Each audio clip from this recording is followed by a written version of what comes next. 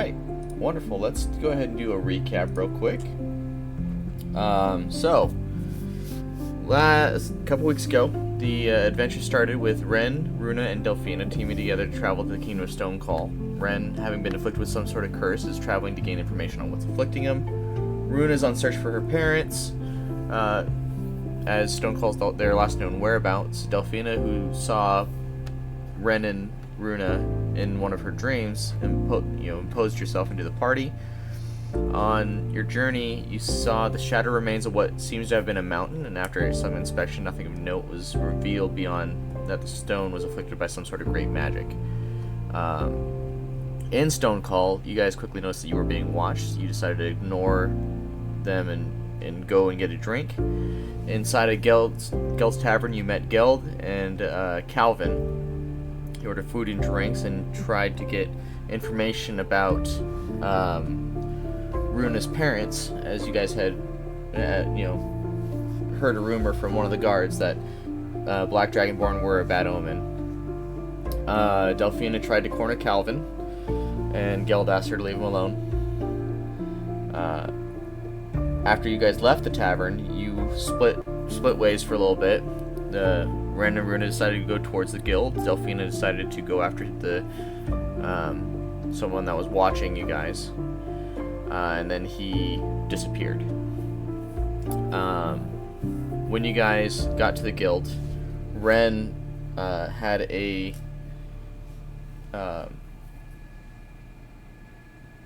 moment where he was afflicted by the curse and crumpled under himself for a little bit, and then he recovered.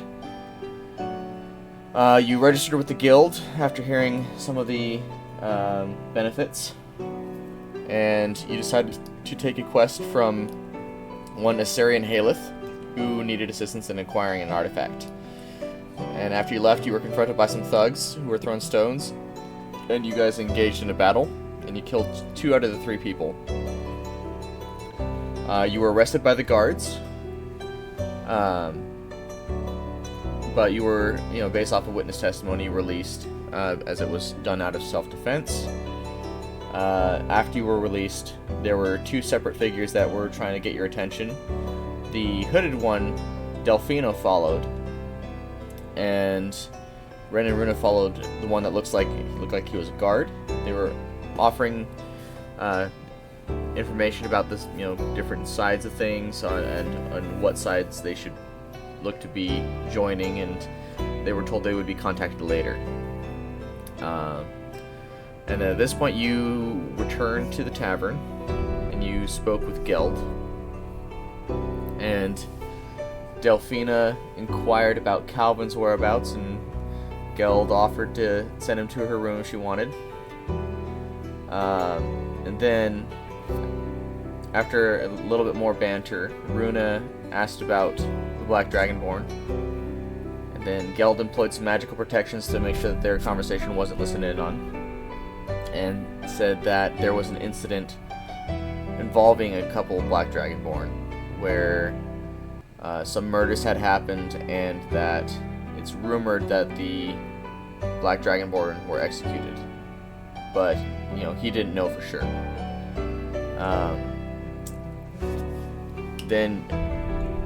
So Runa went off sat alone to mourn for a little bit. Then you guys had a long rest. In your dreams, Ren experienced a bit of a shadowy dream. Hang on, it's the music a little bit loud for me.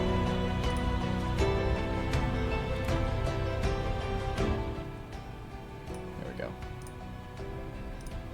Okay, and with a shadowy figure saying, "You belong to me now, you are my tool." Delphina was visited in her dreams by the goddess Somnia, who told her to keep close watch over Ren, and that there were many things in motion that needed to be stopped. And at this point, you guys have woken up from your long rest. You are in Geld's Tavern. What would you like to do? We still have that scroll for that quest we need to turn in, so I think we should start there. I agree. Yeah. Okay, so it's gonna take a minute to get into character. I apologize. How do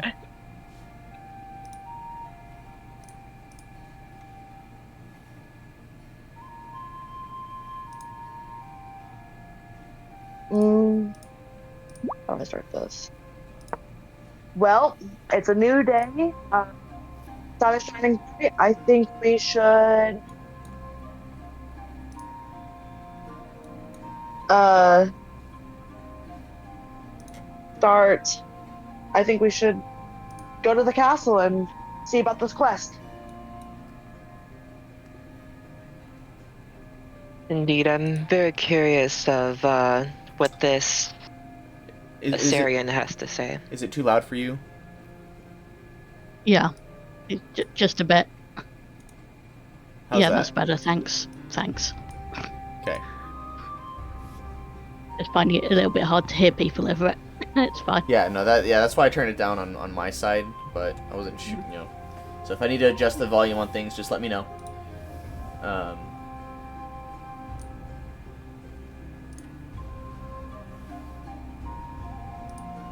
Okay.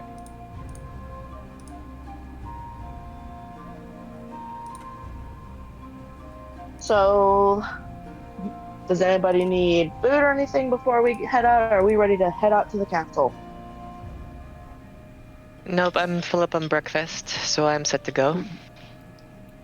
All right. Well, So, all right. So you guys exit the tavern, and when you exit the tavern, you see that there is this massive procession going on. There's a lot of various people. They look like they're dressed in cleric robes. You see they're wearing these all white robes that go all the way down to their feet, and they have these scarves around them that are draped down their front that have that they're gold and blue colored, and it has a lot of random characters going all the way down, and they're holding banners, and they're also like rich blue with gold lettering, and you see written on these are the various names of what seem to be heroes, and then you see caricatures of those heroes, and I can tell you the names of those if you want them. So one of them will say Azara, one of them say Aether, one of them will say Rommel, one of them says Garusian, and one of them says Serena, and one of them says Elira. And you see these caricatures. You see one of them's the Elira's is this sorceress, and you see Aether is this paladin, and Rommel's a cleric, Azara's a barbarian, Garusian's a rogue, and Serena's a ranger, and they're kind of portrayed in a reverent manner. And then you see a much larger banner with it shows a depiction of Deneir.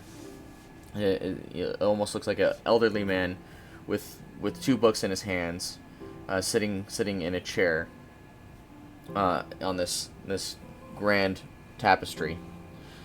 And so they're walking down the street carrying these banners in silence. And to your left, you see this man kind of talking to himself on this ladder, and the ladder is placed precariously, and he's hammering away at the at a building, and so as he's doing this, you can hear him say, hold this, Vern," and he reaches his arm out, and he drops his hammer, and he realizes that he drops his hammer, so he kind of leans back, and then he realizes the ladder's becoming unstable, and he kind of reaches forward, and he goes, "Ah!" and he lands on the ground, and you see his arms and feet kind of flare up dramatically.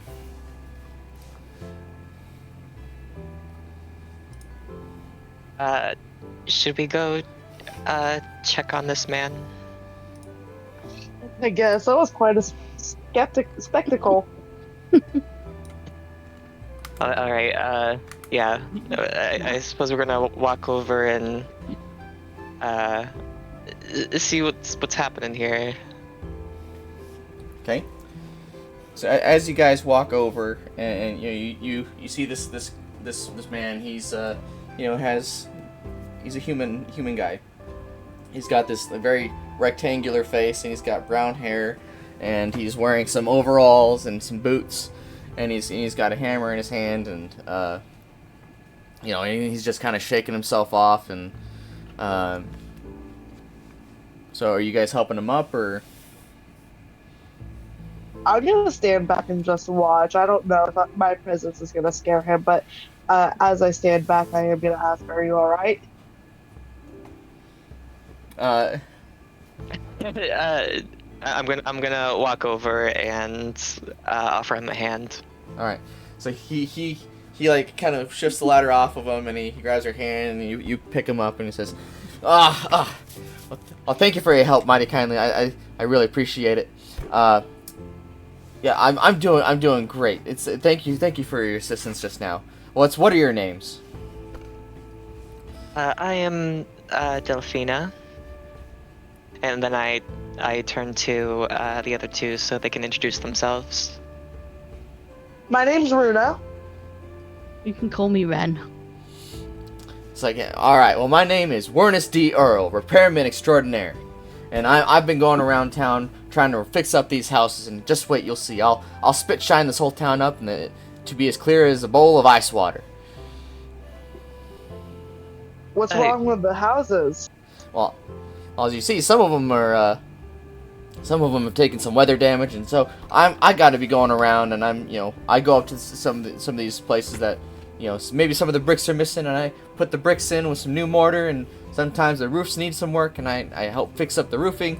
And you know what? They don't make ladders like they used to. This one seems to have a mind of his own.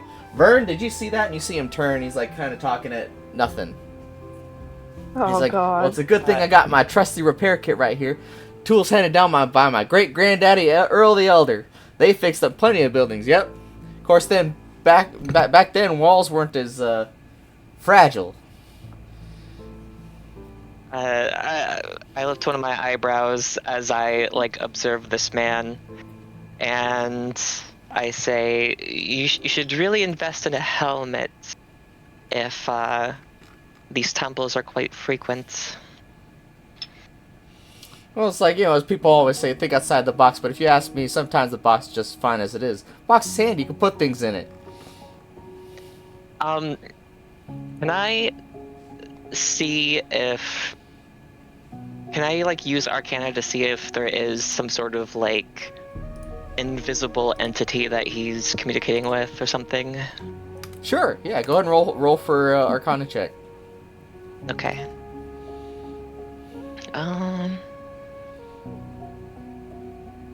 11. Okay. You are inclined to believe that he's actually talking to something. You can't tell that there's something there, but but it almost seems like there is, but you're not entirely sure. Okay. In that case, I'm gonna look at him and say, would you like to formally introduce us to this assistant of yours? And he motions off to his side. It's like, yeah, well, this is Vern. He's my best friend. He's been with me for a long time now. We're old Wernest and Vern here. We're a real dynamic duo. We may not be the quickest, or the most coordinated, but we sure got the spirit. I'm gonna hold out my hand and say, pleasure to meet you, Vern. And see if go on, Vern, don't happens. be shy now. And you don't really feel anything, but Ren is now looking skeptically at both of them. So, and he's like, all right, well, good handshake there, Vern. And then he turns and looks back at you with a big old smile. A very firm handshake. Yes. So, say, you folks look like you've been around the block. Know any big fixing jobs needing a professional touch? Because I've been looking for some extra work. I'm sorry, but I don't. I'll keep my, ear to the ground though to see if there's any talk of a tattered building. Thank you kindly. I really appreciate that. Well, if there's nothing else, I best go off because I think I'm done with this particular house, but I gotta move on to the next one. So, best of luck to y'all. All right. luck to ya. If we hear about any potential jobs, we'll let you know. Thank you so much. You'll find me around town here and there. Or you'll sometimes find me in here talking with Geld. Oh, okay. And then I'll turn to Runa and Ren and just be like, so should we get going? Oh yes, please. Alright, I give one final wave to the guy, and I guess we part ways with him. Okay. So where are you going from here? Castle. We were going off. Okay. So you're gonna go to the castle. Yes. Yeah, and like as we start walking again, I'll kind of like lean in to Runa and Ren and be like, so I'm not sure if either of you were able to tell, but I don't think his assistant was entirely imaginary. I did not pick that up. I figured he was full of it. And no, I definitely sensed some sort of presence, but I couldn't tell any specifics about it. Huh. And I definitely did not feel a firm handshake, just so you know. I didn't even notice your hand move.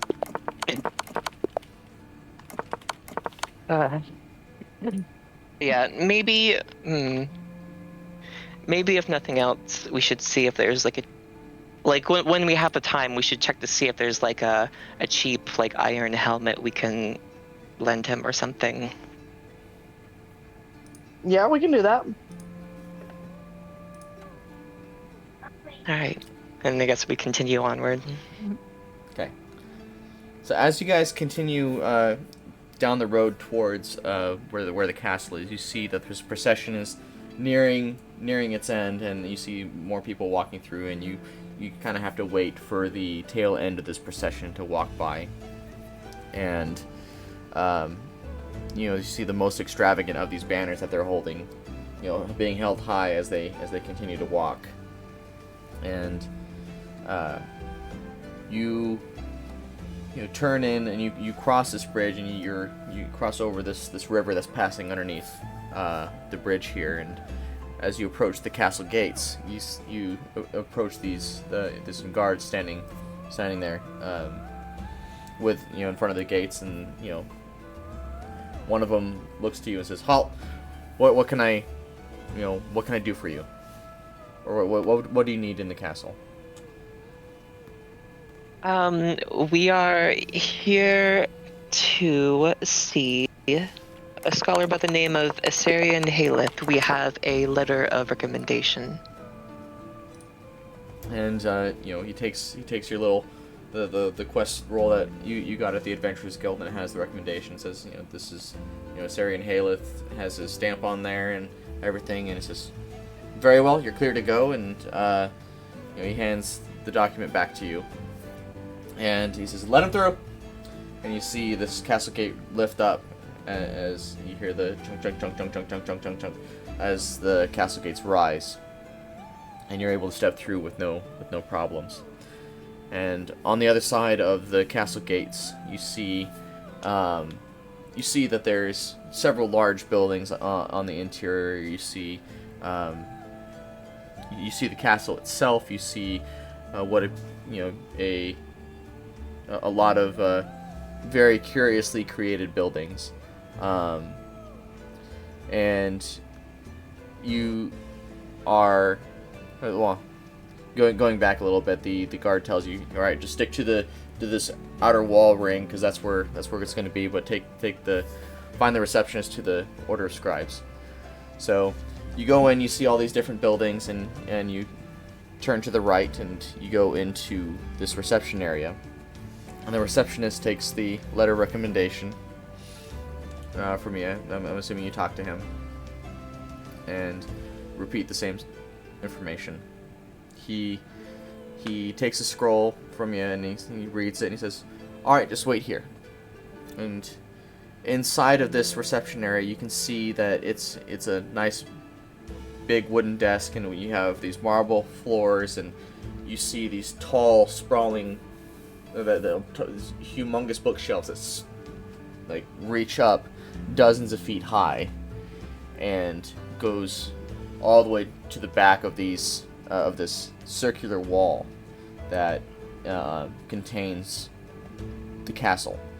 And you see it's very, very much a you can tell it's very much a place of learning. You see floating candles all over the place, and you see people in random blue robes just holding scrolls and walking and reading, or sitting at tables and reading. And after however many minutes, you see the receptionist come back, and a older man in not just plain blue robes, but blue, and it has a lot more of an intricate detailing, and with like silver linings going down the robe. And he says, "Greetings, adventurers! I see you have accepted my my quest. Come with me. I would love to discuss with you the details of this." Absolutely, I am very interested. I just nod and follow them. And does the same, just nods and wants to find out what's going on. All right. So, and as you are walking in, walking through these halls, you go up some stairs, down some stairs, and it's a very winding area. It's you would probably get lost in here if you were all on your own. But as you're walking in this direction, Ren, you feel that there's a little bit of a lightness to your steps as you feel your curse kind of ease up off of you a little bit. Almost as if you are going in it feels like it's because of where you're going or where you're at. It seems to have has either weakened or gone away a little bit. And so as you guys continue wandering these halls, he finally takes you to this little office, and he motions you through the door. And as you guys enter, he closes the door behind him, and he says, "Can I get you anything to eat or drink? I have bread or water." Oh, no, thank you. I'm good for now. I had a big breakfast. Extra bacon. All right. I am curious, though. You're not concerned about me being a black dragon? I have heard rumors that my kind, are considered bad omens. You're okay with me being one on this quest? You're not worried I'm gonna ruin it? Well, as you see, I'm more concerned about results. It does not necessarily matter to me who gets me the results, as long as the results are had.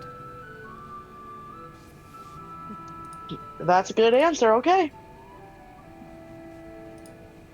Are there any like seats? Yes, Like there's around a the small, desk? there's like a small little couch, and then he has his own small little desk, and it's got an ink quill that's kind of scribbling on its own, and you see various stacks of scrolls that are on one side of his desk, and it's got a bookshelf with what seems to be big, heavy books, and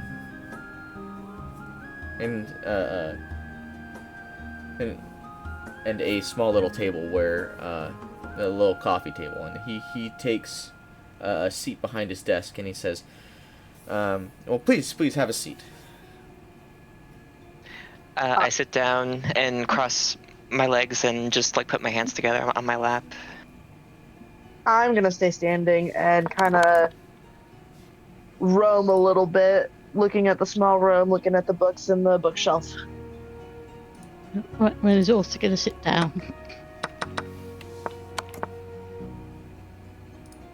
Okay. So, could you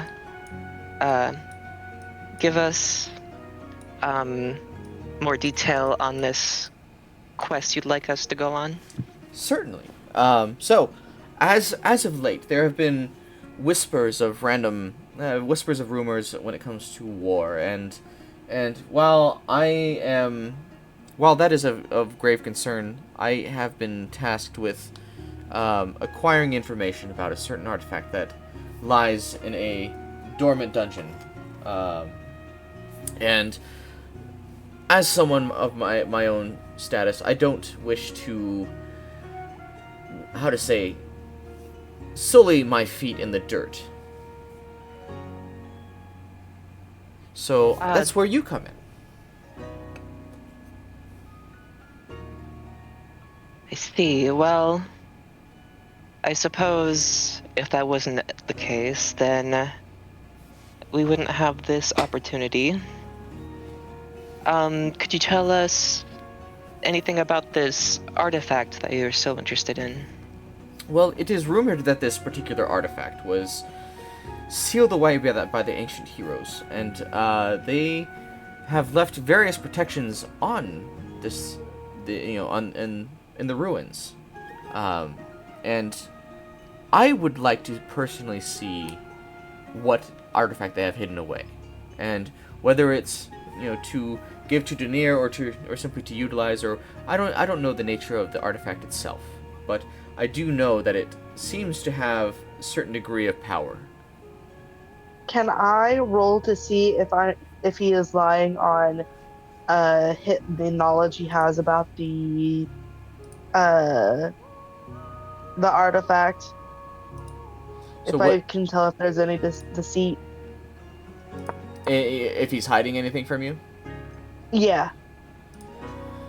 Okay, yeah, go ahead and roll for an insight check. Okay. Also going to roll for insight, if that's okay. Okay. I got a 9. 22. Well, Ren got it. Well, Runa, as far as you're able to tell, he's not lying to you, and he's telling you what he knows.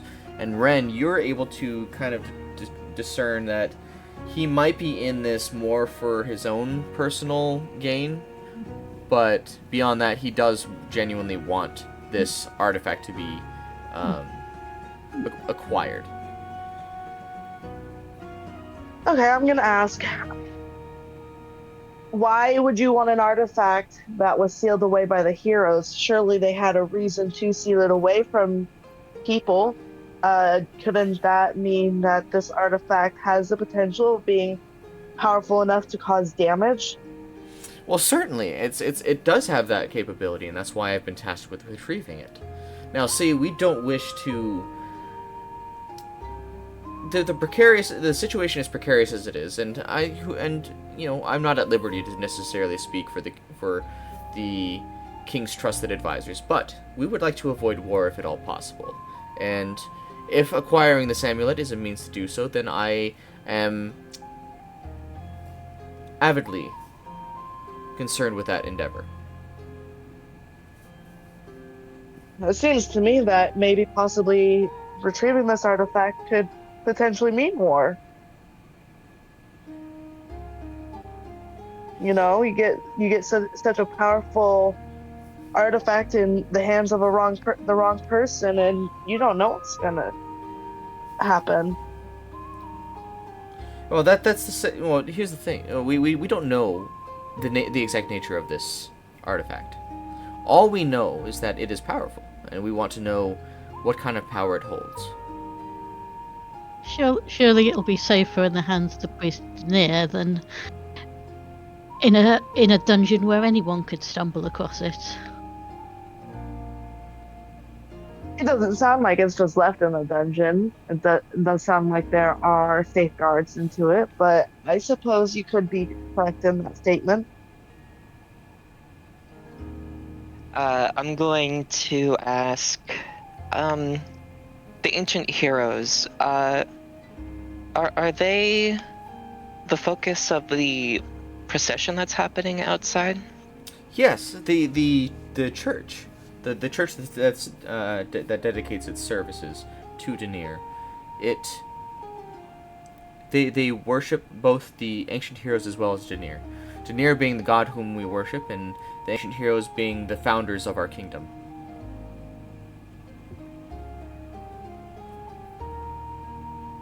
Well, I see.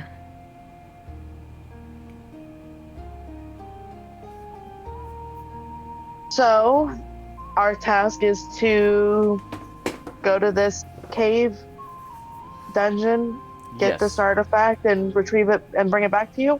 Absolutely, yes. If so, what I will do for you, as of right now, for right now, is I'm willing to provide you with a spell scroll if necessary. And a map to the ruins, and I am willing to answer any questions that you might have. That are, if you know, I'm willing to provide my own specific knowledge about any topic available that I am aware of that have nothing to do with this quest. So, but as of right now, but for payment, as far as gold is concerned, once we have the amulet itself, we can see about compensation at that point. I'm going to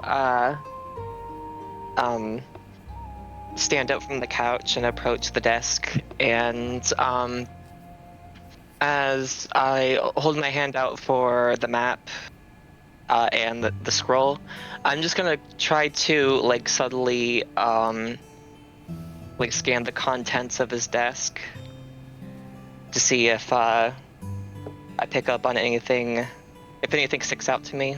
Okay, go ahead and roll an observation, no, investigation check. Okay. 10. You can tell that the whatever this pen is writing is scribbling. You can't read what it's writing, but you can tell that it's being very very detailed, and it's you know, it seems like it's it's automatically creating some certain spell scrolls. I see. I just say, it's a pretty nifty quill that you have there. Yeah, well, certainly it's certainly magic, and it seems like a simple enough spell. So I have tasked it with creating, with writing for me for a certain purpose. I see. And I suppose I accept the map from him. What specifically is the spell scroll? What kind of spell scroll would you be interested in having for your journey?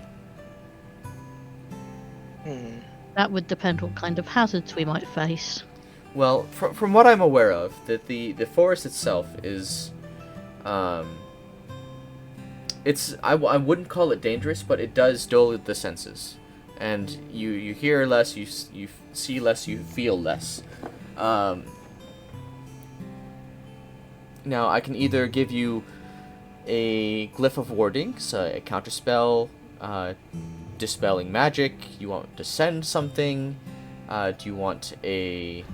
I can give you a shelter spell. I think a shelter spell might be useful. Okay. Well, I'm only able to give you one. Okay, well, maybe we should talk about it. What do you guys think? He did mention a one for sending, right? Yes. Because I turn to the other two and I say, the sending one might come in handy if we need me to scout ahead and check out certain areas. Maybe the scroll would help with communicating. Certainly. And he ruffles through one of the scrolls that are on his desk, and he grabs a specific one that's wrapped with a little bit of twine, and he unties it and he opens it up to double check, and he reties it and he hands it to you. What do you two think? Yeah, we can do that. Okay. What about you, Ren? Do you agree? I don't know much about magic.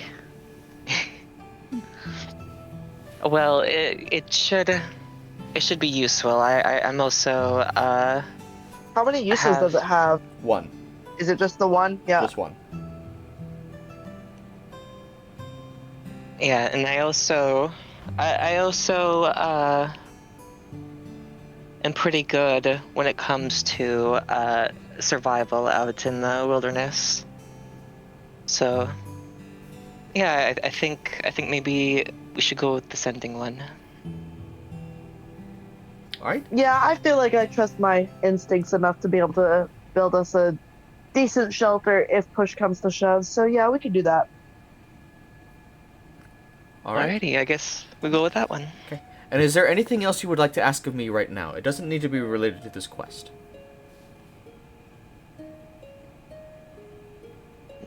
I'm going to. Can I peruse, like, look at his books on his bookshelf and see if I recognize any titles? Sure. What would that be? Yeah, Investigation? so yeah, it'd be an investigation check. It's not going to be a very I'm sorry, I only got an 8. So as you're looking through the various books, you see that some of them are written in languages that you don't necessarily recognize, but you see that there's a wide variety of them. Okay. And you see one in you see one that's kind of in the corner of your eye, in Draconic. That says Kobold Soup for the Soul, is what it says. I want it. I'm gonna point to it and say, are you currently using this book, or can I maybe borrow this book from you? It says, sure, you can borrow that book. Awesome. I'll grab it. And you said the name was Kobold Soup for the Soul? Kobold Soup for the Soul. Okay.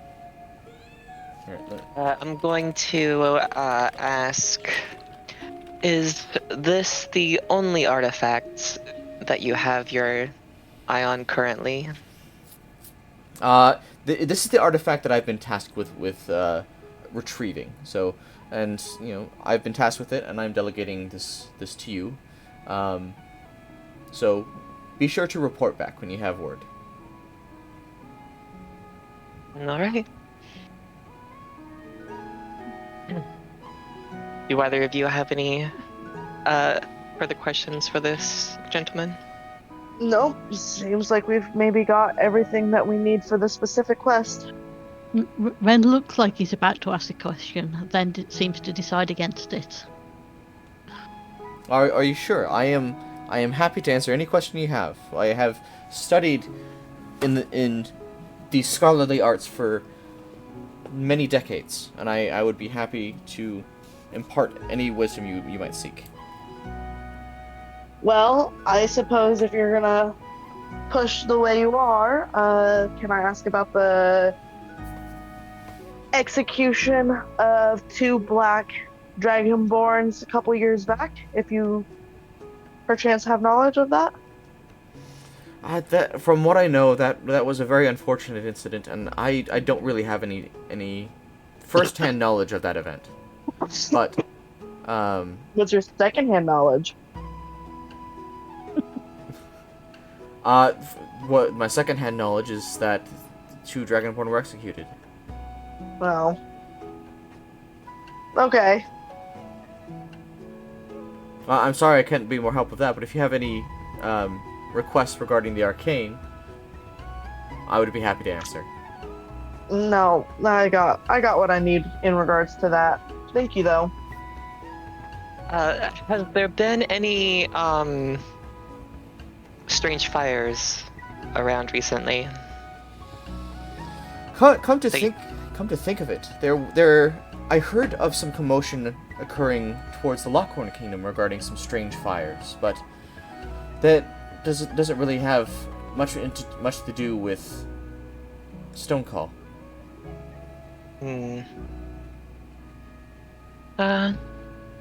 Alright.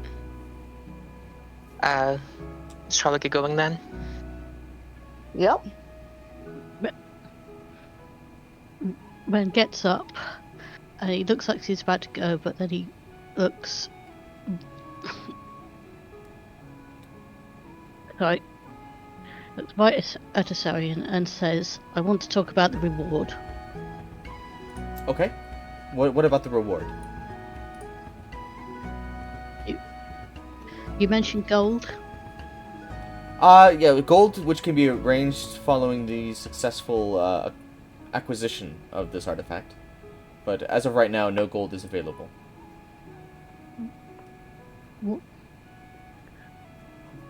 What if I wanted something else?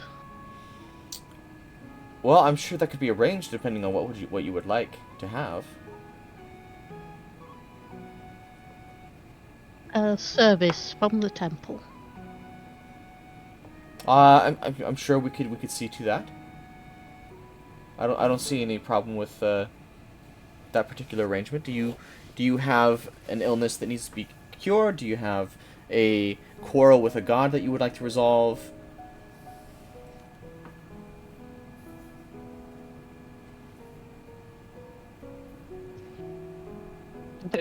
Delphina's just like staring at Ren. Ren kind of looks. He looks a bit unsure at that. I'm not sure. All right. Well, when you are more sure, I would be happy to discuss it further with you. Ren just nods. All right. If there's nothing else, I will see you out. And, he stands up from his chair, and he goes to the door and he opens it and begins to lead you back through the winding hallways, corridors, and stairs and staircases to the reception desk. And he says, "I will leave you here. When you have word of success on your adventures, please let me know. Please return and report back to me." You got it. I'm gonna turn and head towards the door.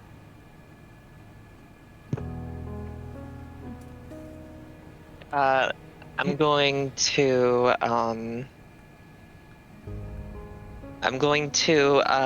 look at Esarion and say, "Oh, I think I left something in your office. Is it okay if we go back and check? You two can hold back. It should only take a second. I think I dropped one of my daggers." So well, if you forgot something, I can take you back, certainly. All right. So she's ready to all right. So follow him. So as Esarion walks away with Delphina and walks back towards his study, a guard approaches Ren and Runa and he says, "Are you two the ones that took the quest for Esarion?" We are indeed. And he nods and he says, and he kind of shifts his head and as a sort of follow me gesture.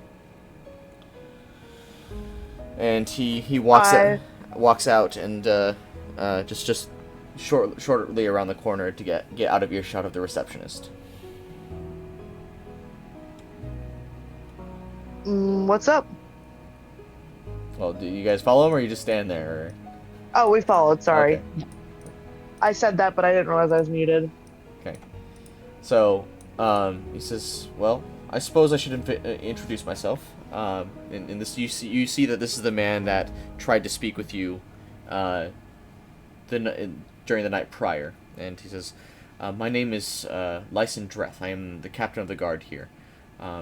I am aware that you have shown up looking for certain answers to questions. But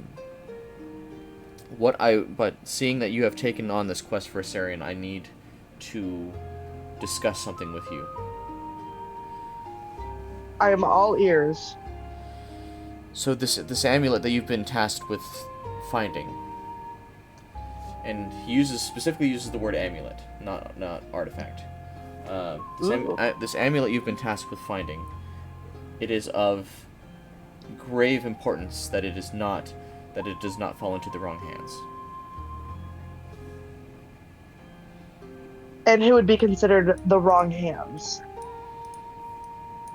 He kind of takes a look around, and he says, there are two forces opposing each other within the kingdom, and I suppose the wrong hands, it depends on who you might consider to be the wrong hands, but from what I know about you, and from what I can tell about you, the people that I oppose, you would be our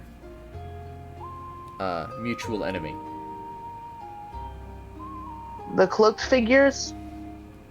Yes, the cloaked figures belong to a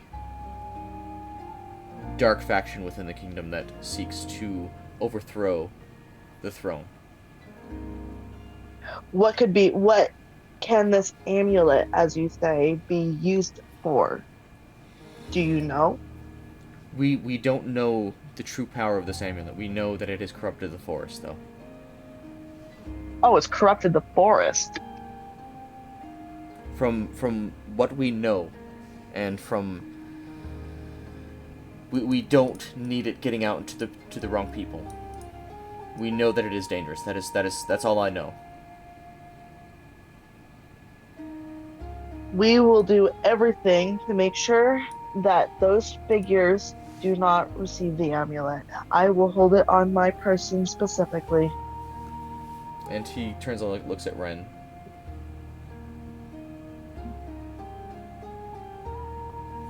Red just shrugs. You heard her. Okay. And he reaches out his hand, almost as to give you a handshake. I'll take his hand. Okay. And he puts his other hand on the other side of your hand, and he gives you a handshake, but then he turns your hand and lets go with the hand that he's shaking your hand with, and you can see that he's left a small little medallion inside of your hand. Ooh.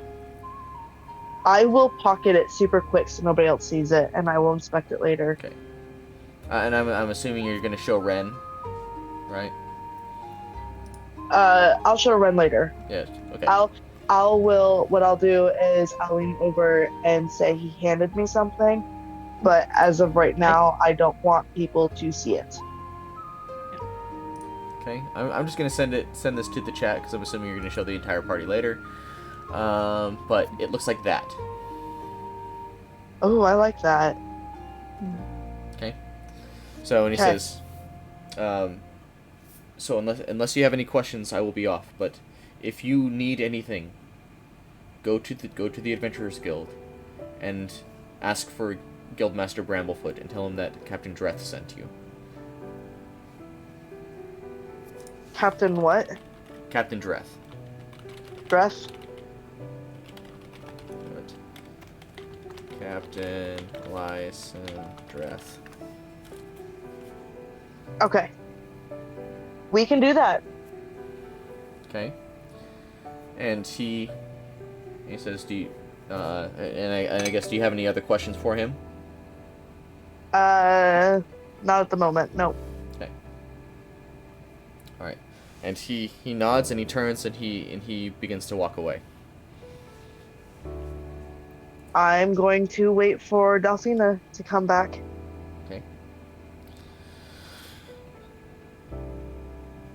So Delphina, as you and Esarion go get back to his study, and he opens the door and says, "Oh, please retrieve whatever it is you were looking for." And he stands at the doorway. I kind of shift around uncertainly. Like this is probably like the most nervous that Delphina has been on this journey so far. And she crosses her arms over her chest, and she's not really looking at Esarion directly, but she says, actually, truth is, I wanted to ask you about something in private.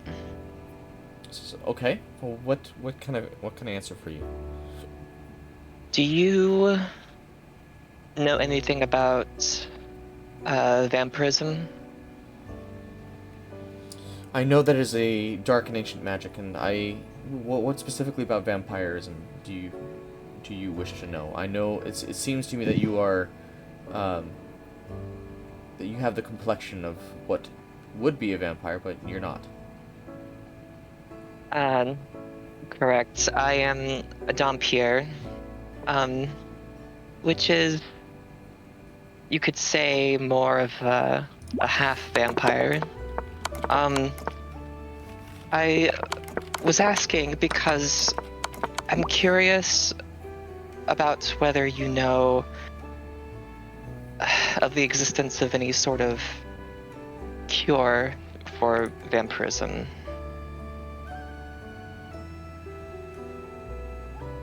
You, as far as I'm aware, vampirism cannot be cured. They, once turned, they cannot be turned back, and it's whoever it was that afflicted you must certainly be an evil individual. But there's a certain point where we need to accept our station and move on. While I sympathize for you, and I'm not sure what I can do to assist you, but it's what happened to you is unfortunate, but I can't offer anything to turn you back.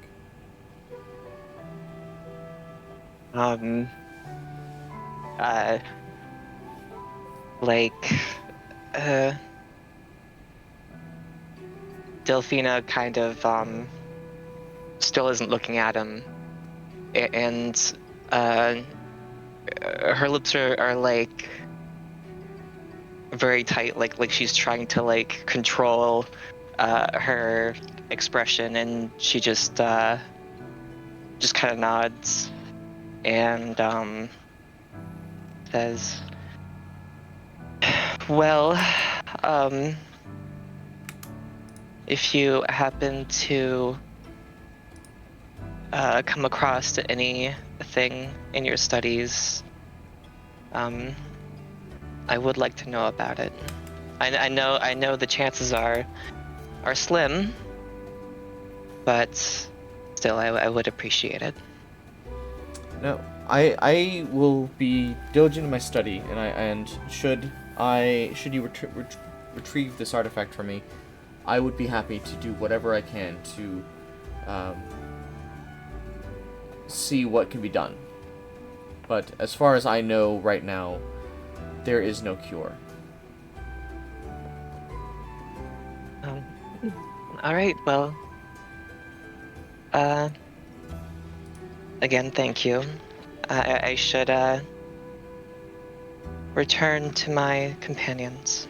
Okay, and he nods, and he walks you back to the entrance again, where you meet with you join back up with Ren and Runa. And he says, "Safe journeys, adventurers, and please, when you." I don't know if it's me or not, but every now and then you both you and Ren have been. Huh? Both you and Ren kind of skipped out every a few words. Is my mic just I think it might be on your end because you've skipped out a couple of words for me. Yeah. Okay, I did connect. I did disconnect from my Wi-Fi. Let's see if that works. Okay. My Wi-Fi can be spotty sometimes. Sorry. All right. So he's bid you luck on this quest, and he turns and he walks away. And you guys are currently in the lobby of this library. All right. I have my dagger. Just checking to make sure that I haven't dropped anything else. No, I seem to be good. Should we head out? Let's do it. Okay. So, are you guys going to be going straight out, or will you be where are you guys wanting to go at this point? Who has the map? Does Delphina have the map? Yes. And the map is of the kingdom, and as you open the map, you can see that you see a kingdom, the kingdom, and you see the forest, and you see where the location of the ancient ruins are that has this artifact. I'm gonna, as Delphina has it open, I'm gonna look over her shoulder, see everything, and I say, well, maybe we should head on to the place where the artifact is, and if there's anything out on the way by, we can stop there. If not, we can head straight to the area. What do you guys think? So you see that there are no stops on the way to the ruins. It's just the kingdom you're in, this forest, and then the ruins. There's no. I meant like if there was like in the kingdom, if anybody stopped us, or if there was anything we needed in the kingdom as we're heading out to the ruins, then we could stop. If not, just head straight to the ruins. That's what I meant. Okay. Should we pick up anything in the merchant quarter before we head out? I don't need anything. We better make sure we have enough supplies. Yeah, I was thinking like at least a couple potions or something. If we feel we need them, we can. Yeah, it doesn't hurt to at least browse and see what they have. All right, let's do it then. So as you guys walk towards the kingdom gates, and you're able to get through with no problems, you cross over the bridge, and you turn towards the merchant's quarter, and you're passing by a lot of various pedestrians, and you see that people are crossing and getting out of the way from you because you are a different sight to these people. They don't usually see they usually see maybe elves and definitely dwarves, but beyond that they express a certain degree of avoidance to you. But as you go into this merchant's quarter, you see like one of the first shops you see is like this big old purple banner that's draped in this archway, and it says, "I can't believe you're not psychic divination." And across the street you see Jumo General Shop, and you see that this walkway sprawls all the way down in this big long walkway. And you see a billboard that seems to have a job board on there, just like a general job board, and you see just different shops right and left. I'm going to look for the blacksmith, I guess, since we're here.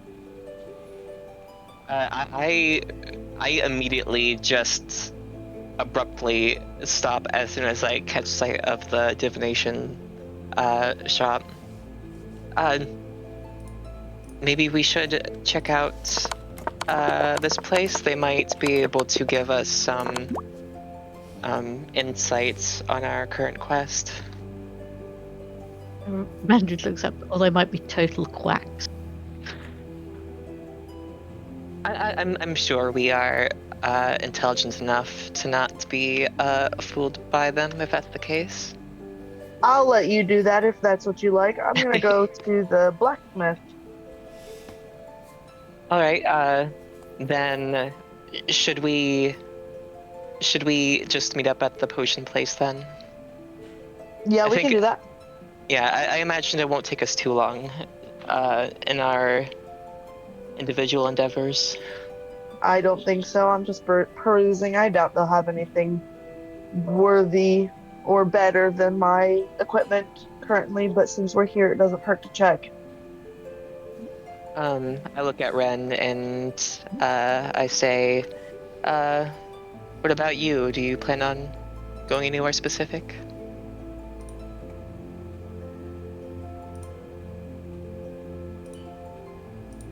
Ren taking mental inventory of what he's got.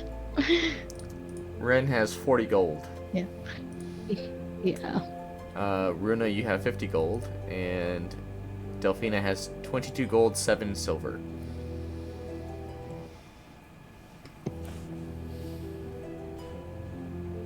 My thing says I have 58 gold and 8 silver. Oh, I thought that was a 0. It looks like a 0 to me. I'm looking at it. Okay, 58 gold then. It's Okay, sorry. yeah no it just looks like it's like this 0 sometimes have the line in it. Yeah. Yeah, that's why I thought it was at 50. So. Okay, so All right, so let's go one at a time. So Ren, where are you going?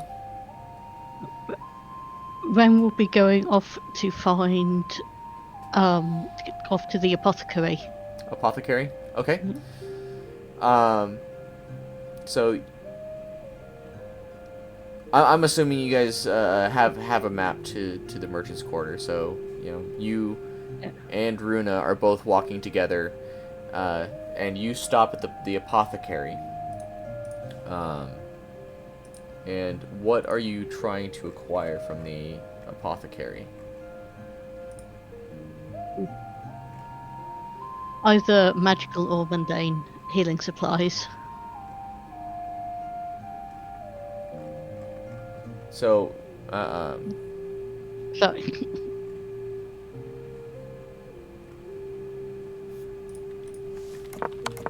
what are you trying to acquire again? Anything that could be used for healing. Anything that can be used for healing.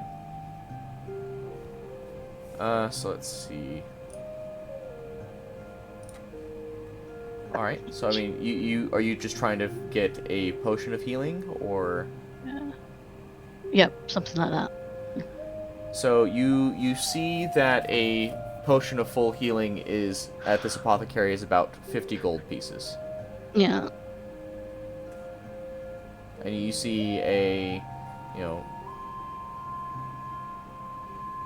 these are going to be really expensive, like Yeah, really these are good. Yeah. high quality potions.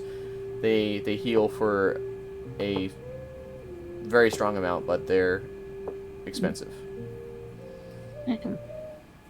But you do notice that on your way over there, you do see a shop called Pick Me Up Potioneria. So do you want to stop at the apothecary still, or are you trying to go to the potion shop? Let's go to the potion shop. Okay. So at the potion shop, you see that a general potions, just a minor potion of healing. It's about it's 3 gold per potion.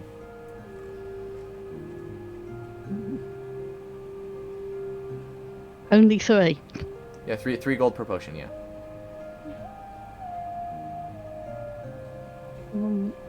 It heals for 1d4 plus 2.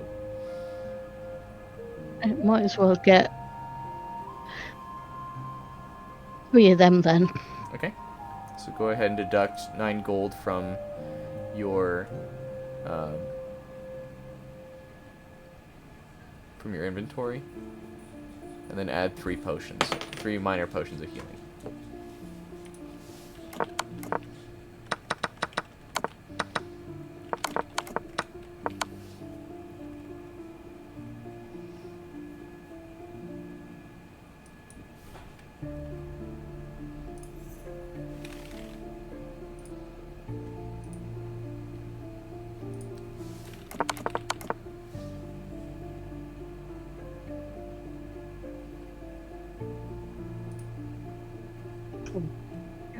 Well, I'm doing that. Does anybody else want to?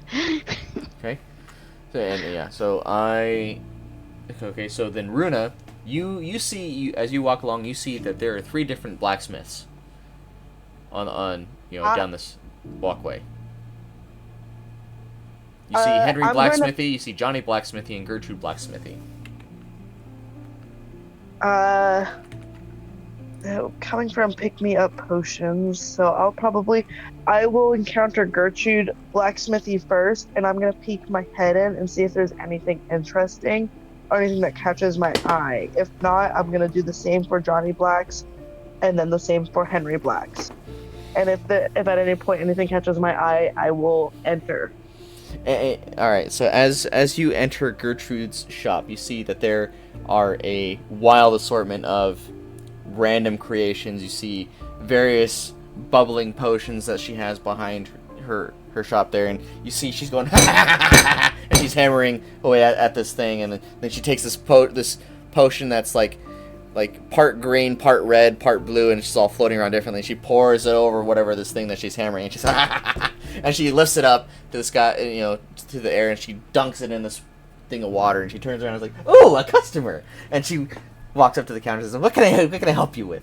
And you see around the shop, you see random bits of equipment, and you see that she's got this wild hair. She's got soot all over her face, and she's just like grinning wildly. And around the shop, you see, like on this wall, you see a sword that's on fire, and then you see a dagger that's kind of like arcing lightning every here and there, and you'll see some various bits of armor that you're not sure what exactly it does, and you see what looks to be some potions and grenades.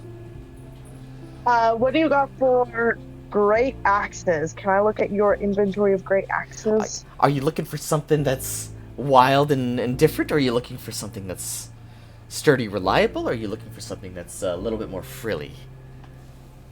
Sturdy and reliable is always good, but what's this wild that you're talking about? Well, as you see, I have various random creations. I don't necessarily know what they do. I just know that it does something fun. Let's look at this fun stuff. So she pulls up, and you said you wanted an axe, right? Yep, great axe. A great axe. So she pulls up this great axe, and she looks over at this dummy, and she hucks this great axe at this dummy, and you see it go in, and it kind of, and there's a small little explosion that pops out of it kind of like pops this dummy open as the axe falls to the ground. It says, "Well, I guess it creates explosions." And you see this dummy just start putting itself back together. That'd be super fun, but it'd be a hassle to throw and then have to go retrieve it. Well, certainly, but you know what? It does what it does. Is there anything else you got, or is that just the only great axe? I have this other great axe, and she pulls out another great axe, and she also takes it and throws it at the dummy that just barely repaired itself, and you see water start gushing out of it, and it says, "Well, that one looks like it's a water axe." Okay. And then it's like, I have a smaller axe right here, and she chucks that one too, and it suddenly starts stinking up really, really bad, like a men's locker room deodorant kind of bad. Oh, and I've got a sensitive nose. I'm like, I'm gonna let this stink clear out, and I'm gonna go check out the merchant next door. If you need something reliable, I would recommend you go down to Henry. But if you want something a little bit more frilly, go down and see Johnny. All right, I will do that. Thank you for your advice. I appreciate it, and I'm gonna go to Henry. And he says, "Certainly," and she picks up her weapons and puts it back, and she starts hammering and cackling wildly as she does so. And as you enter Henry's shop, you you see that he's just kind of just sitting there on the counter, reading, what would be the equivalent of the newspaper. And he looks up at you, and he's got some glasses on. He's like, what can I do for you? I am perusing great axes. I've got a pretty good one here, but I want to see if you got better. Well, I'm not really into the fancy stuff, but I can certainly get you what you need. You just need a great axe. That's it. Yep. So, what are you using this axe for? Fighting monsters and that sorts of stuff. This one does the damage of 1d12. I see. Well, here's what I can do for you. I got a pretty traditional great axe here, made out of. Well, I guess what's your budget? I got 58 gold. I'm willing to spend up to 30, I think. Well, as luck would have it, I just finished a great axe that I'm willing to part with for 30 gold. Can I take a look? And, this is alright. He gets up from his chair, and he goes over to, around this back wall, and he picks up, he comes back out with this great axe. It's this nice, it has a really nice silver sheen on the axe itself, and it's got this long wooden handle with cloth wrappings and cloth and leather wrappings around the base where you're supposed to hold it. And he sets it down on the table. He says, "This I think will do you, will work for you." And sharpened it myself. I'll pick up the great axe and inspect it. I'll swing it around a little bit to check the balance. I'll chop it a little bit to also check the weight and the feel of it in my hands. And overall, I'll look at the axe part as well to check to see if there's any blemishes in the steel, or if they're, check the edge, if there's any if it's super sharp like he said, or all that kind of stuff. And I'll check the handle, and I am going to, this is gonna be gross, lick the leather handle. He says, "I don't know what you did that for, but it seems like you know your way around an axe." Axes are my favorite. A pal of mine from my past was a great axe wielder, and I have found true love in axes myself.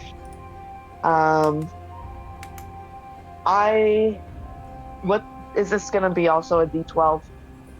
Yeah, it's technically it's another D12, but I'm happy to boost it up for you. Just do a like a 1D12 plus 4. I can do that. I'll buy it since I licked it. Well, you know what they say. You lick it, you keep it. I'll take the 30 gold from you. Got it. And I'll hand him over the 30 gold, and I'm gonna pat my pouch that my gold resides in. I'm like, a little bit lighter here, but a little bit heavier here. Alright. So go ahead and deduct 30 gold from your inventory. I already did. Okay. And so you take your newly acquired great axe, and you head back to the pick me up potion area. And now Delphina, Yes. you go into this I can't believe you're not psychic divination. Yes, and as I walk in, I'm tapping my chin thoughtfully as I'm scanning the area a bit suspiciously after Ren's suggestion that there might just be a bunch of quacks. So, and as you step into this this tent, it's got these long flowing, rippling fabrics rolling down from the sides of this tent, and then you see this beautiful ornate rug, and some seats on each side of the room, and at the back of the room you see that there's a cloth that's drawn, seemingly where you would go to have your fortune told, and you sit there and you wait for a little bit, waiting for something to happen, and then you see that the curtain pulled back, and you see this tall, slender gentleman. He steps out, and he is holding this noble, who appears to be a noble woman, by the hand, and she says, "Well, certainly, my lady, I'm glad I was able to assist you in these matters. I will look forward to seeing you again." And he, takes her hand and he kisses her hand, and she kind of chuckles and blushes, and she leaves the tent. Says, "And who might you be? How can I make your acquaintance?" I bow my head and say, "A pleasure to meet you, sir. My name is Delphina." "Well, Delphina, it is a pleasure to meet you. My name is Louis Pasteur, and I would love to tell your fortune for you. Now, as far as payment is concerned, do you have the amount required for a fortune?" And you see a small little sign. It says about 15 gold per fortune told.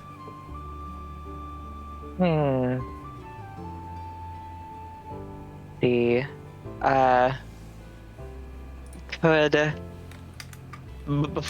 before I reply, can I look at him and see if I sense anything magical about him? I guess go ahead and roll an Arcana check. All right. 14. So you can tell that he is has some degree of divination training. Okay. In that case, I put on a smile and say, certainly, and then I fish out the 15 gold. Okay. So he happily takes the gold and he says, "Right this way, miss." And he leads you back towards through this draped area, and it's there's small little circular room covered with various tapestries that show the different phases of the moon, different aspects of the sun, and other kind of celestial bodies that appear with random characters. And you see this crystal ball that's sitting on this little tiny table, and some two little chairs on each end. And he sits on the other side of this crystal ball, and he pulls out this deck of cards, and he starts shuffling it around and says, "And what kind of fortune are you hoping to get out of this today? Is there any particular thing that might be bothering you?"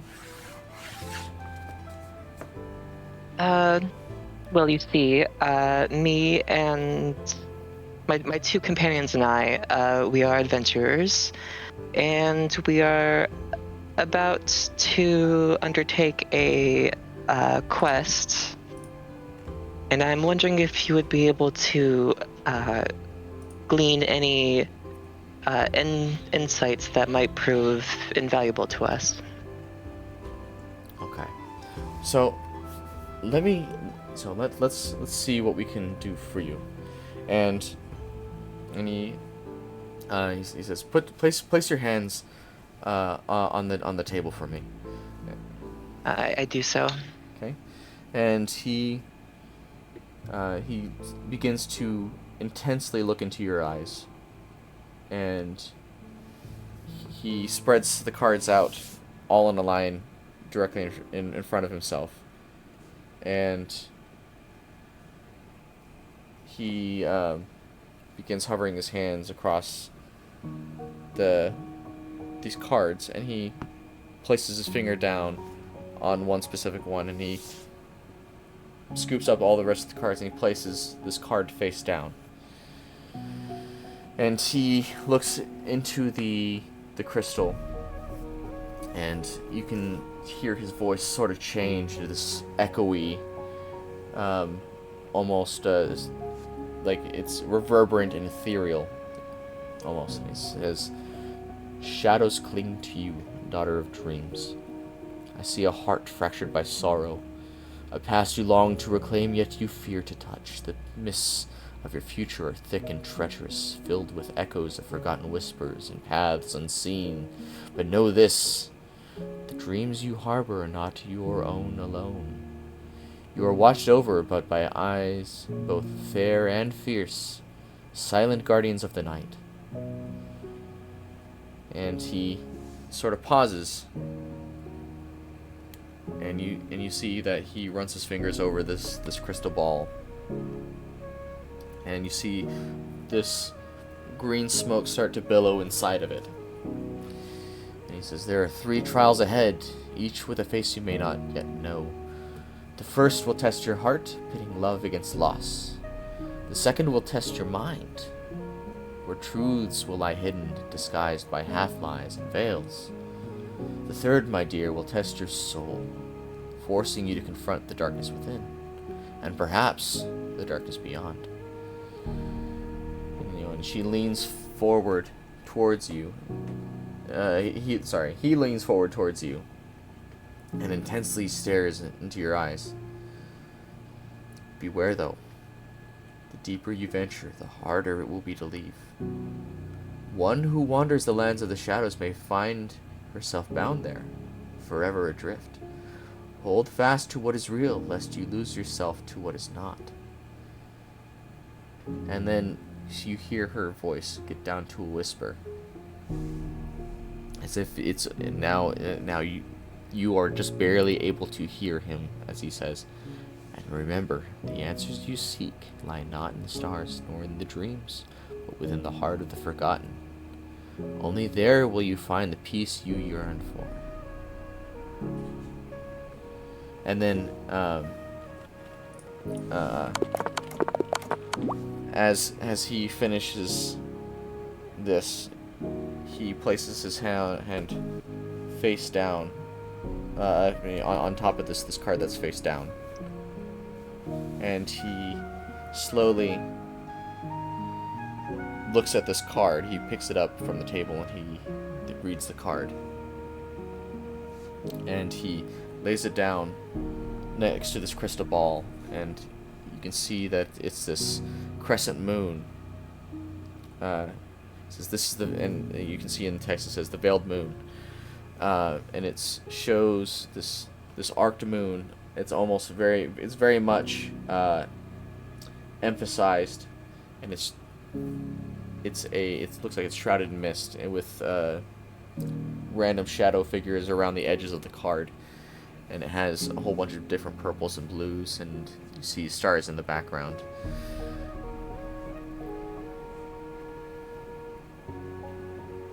And yeah. Go ahead. So he says, it seems you have a long, mysterious, and secretive journey ahead of you.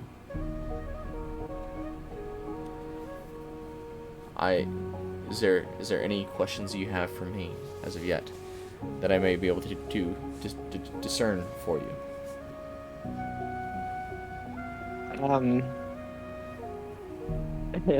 Delphina's kind of like she is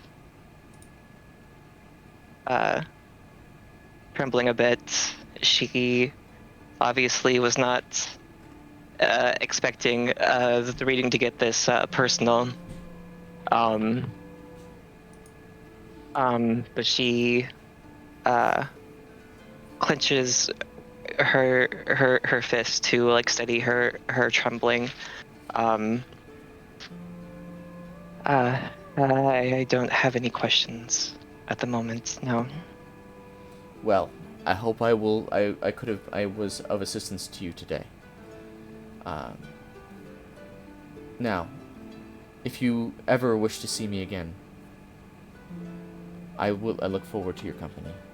And he stands up, returns the cards together, and you see that the crystal ball, although the green smoke kind of dissipates and falls back down towards the bottom. And he steps over towards the curtain and he holds it open for you, and he reaches his hand out to take yours. I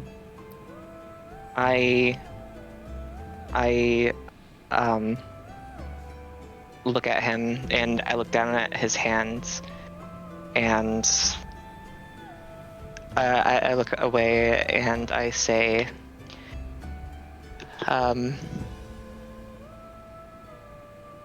maybe I will come again for a future reading. Thank you. And she, like, very briskly tries to just leaves the tent as like casually, but she's clearly wanting to get out of there as quickly as possible. Yep. So and he sees you brisk by and says, "It was a pleasure to meet you, Delphina. Come see me again." And he lowers his hand and he bows slightly as you leave the tent and head towards the pick-me-up potion area. All right. So at this point, all of you have rejoined each other at the pick-me-up potion area, and also make sure to deduct 15 gold from your inventory. Yes. Inventory. This 15 and remove. There we go. Okay, and yeah, you're running low on gold there. Yeah, a little bit. I don't have much to start with.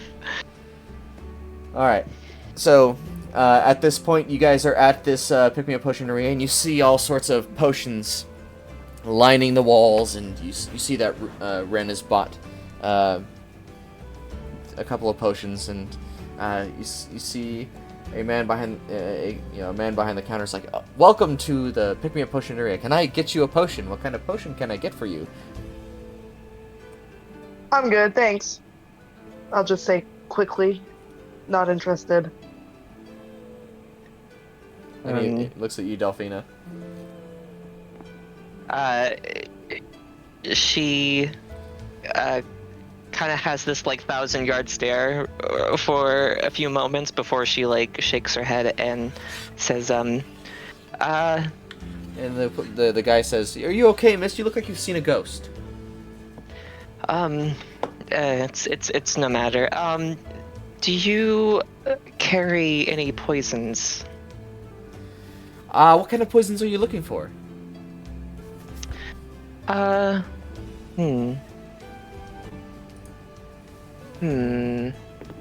Maybe a potion to paralyze my foes.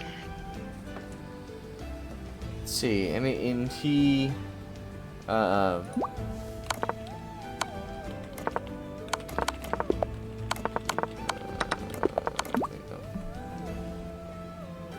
potion of paralysis.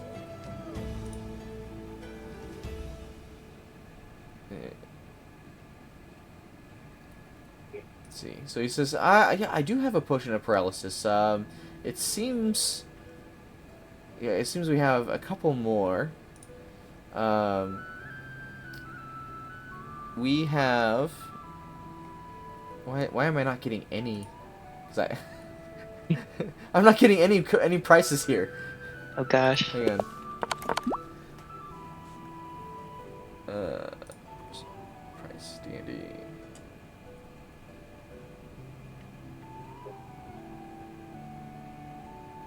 Yeah, so potion of paralysis. Oh, this is like more of a homebrew item. Yes, well, I can certainly sell you this potion of paralysis for about 20 gold. Oof. Maybe another time. Okay. And he motions to the next customer, and yeah, I'm just waiting for the other two now. yeah, well, all three of you are there. You were the last person to show up. All right. Are we all set to go? I'm ready. I got And you this. two, Great. you two are able to just see that Delphine is a little bit shaken. Okay. The merchant at the potion store seems to be right. You do look a little spooked. I'm assuming from information you got at the divination tent. Alvin, not into you. She just glares daggers at Ren. Like, no, is nothing like that. I'm fine. I'm perfectly fine. But I do have some information that might help us. Mhm. From what I've heard, we might have to contend with 3 different trials. One of the heart, one of the mind, and one of the soul. It might come down to each of us taking on a trial. I'm not quite sure. I mean, there's 3 of us and 3 trials. I guess we'll just have to wait and see, but it's better than nothing, I suppose. Well, that could be helpful down the road, knowing that something is going to challenge us and prove to maybe make us better in our quest. So we shall keep that tucked in our back pocket.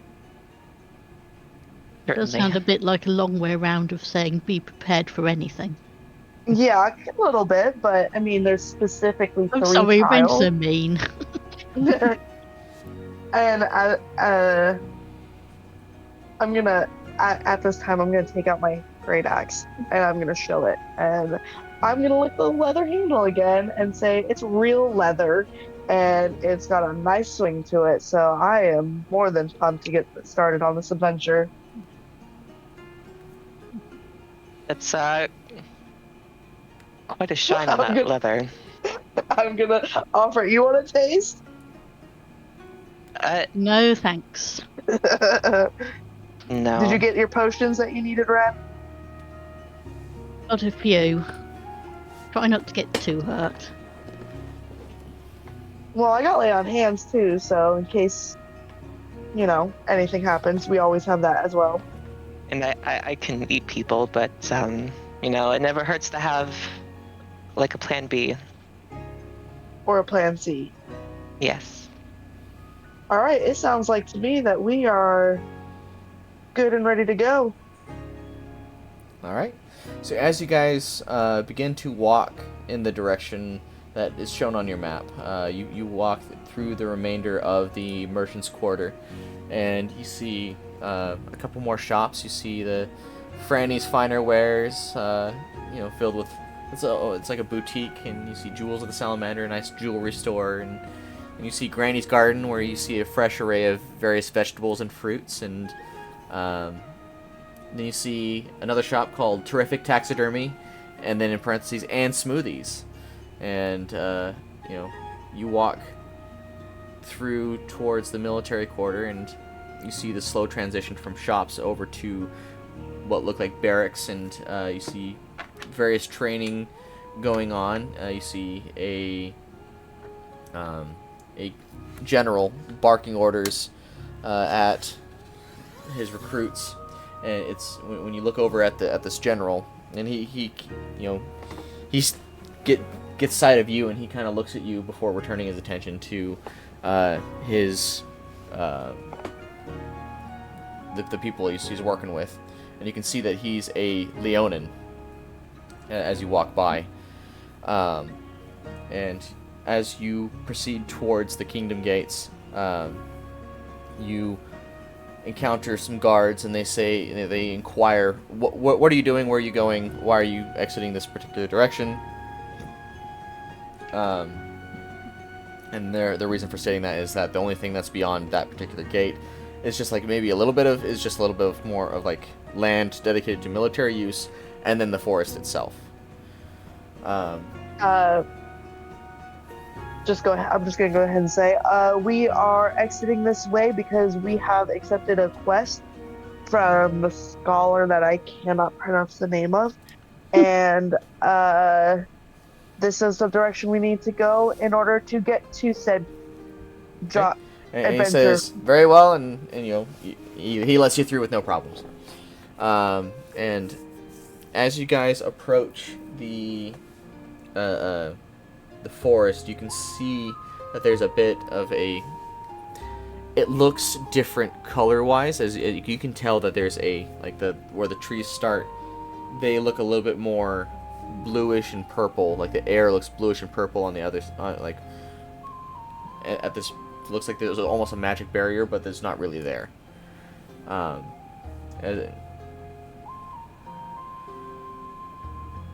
you're walking through these grasslands, and you step up, and you're right at the edge of this forest. Give me a second. I'm getting a call real quick. I'm sorry.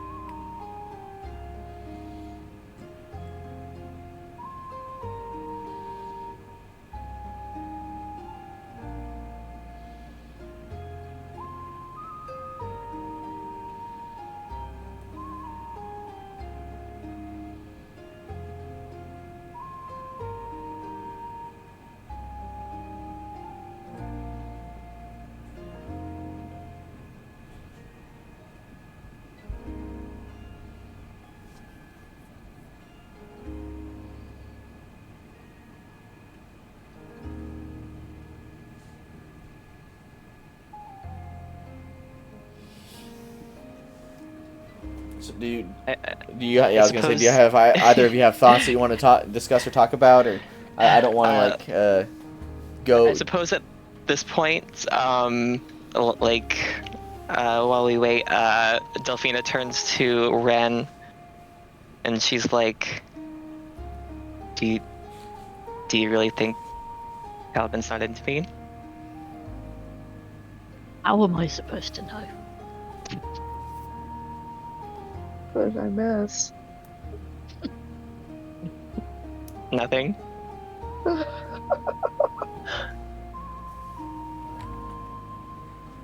Alright, so, you said that, the forest is, like, So you can right in front of us? Yeah, so the forest is directly in front of you guys. You see that in this forest, you see these trees are kind of twisting, and you can see them kind of twisted and crooked, and you see that the air that's flowing through this forest is almost a little foggy and like a kind of a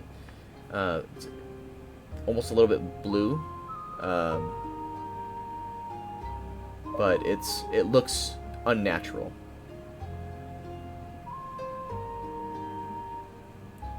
All right. Who wants to lead? I'll go first. Good idea.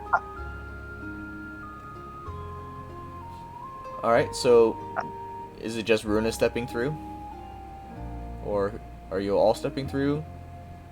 I'm I gonna hang imagine that. back and watch the other step, or watch Arena step through. Okay. Yeah. So, Runa, as you step through, you can feel everything that you can feel everything kind of just become a little bit more mute. Your taste, your scent, your sight, everything just becomes a little bit less, and it's your senses are all dulled a little bit, and I need you to do a Constitution saving throw. Oh no. Constitution, where are you? DC There you are. not that high. It's like 10. And I as got far as you can 16. tell, there's no specific problems. It just feels a little odd to be in this. but all of your senses just seem to be a little bit lowered and a little bit more muffled. Is it gonna affect any rolls or anything? No. Okay. As I step through, since I'm the first one, I'm gonna say, "Whoa, this is a weird feeling." Like a good weird or a bad weird? Considering you sound like you're talking through, like a pillow, I would say maybe a bad weird, but not like bad, just not great. All right. I'm not sensing any danger, so I feel like it's probably just the area. I don't say it's like a spell or curse or nothing. All right. In that case, like Delphina's still a little bit unsure. So what she does is that, since due to her Dhampir nature, she has a trait called deathless nature, which means that she never has to breathe ever if she doesn't want to. So I'm just not going to breathe, and I'm going to step into the fog. Okay. So go ahead and roll a Constitution saving throw. Alrighty, let's see. And 16. you're able, as you step through, you can tell that, you know, your senses just kind of dull as well in the same manner. It doesn't really affect you all that badly. It's just, you know, everything's just kind of muffled. The air is still breathable. You can taste that the air quality is not really any different. It's just it's a little weird feeling.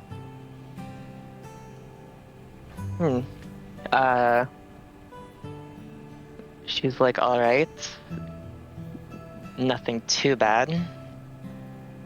Ren, are you coming along? Ren cautiously steps in. Okay. So go ahead and roll a Constitution saving throw. I knew it. 8. So as you step through, you feel that this whatever it is that's dulling your senses just kind of it's beginning to cripple you just the tiniest bit, and for the duration of your time in the forest, you will be dealing with a -1 to all throws, all rolls.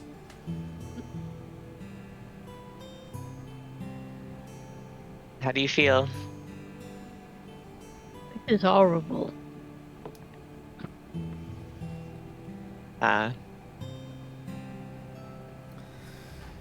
So That sucks, buddy.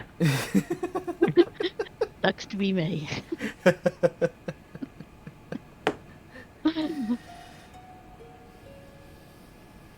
Let's get on with it.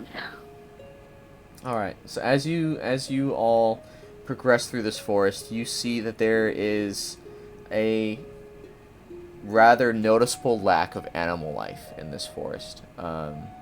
There is random grasses that are growing, but as far as the wildlife that should be there, it doesn't exist. But you're able to walk through with no specific issues in the direction that you're going. And hang on, I gotta one of these. Okay, and you know you are able to traverse through the forest with no specific incident, and it gets to a point where the sun's going down and it becomes dark. And I guess out of game, it's going to take 2 days to get there, 2 days to get back. So it gets to a point where it's dark outside, and but the forest largely all looks the same. As night begins to creep in, you see these little what almost seem to be flowers kind of poke up and illuminate just this tiniest bit, and they're just waving around through the wind.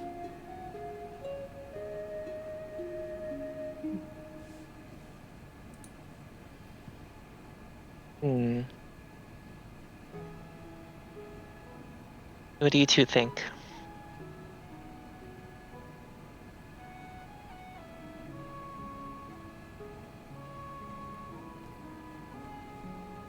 I forgot I was muted. I want to pick a flower. You want to pick up the flower? Yep. Okay. So as you pick the flower, you see that it immediately wilts in your hand and the light goes out at the end. Oh. Well, it's getting dark out, guys. I think we should probably set up camp, maybe. Maybe. Could I see if I could pick the flower without it wilting? Maybe using survival. We'll go ahead and do a nature check. Okay. Yeah, that works too.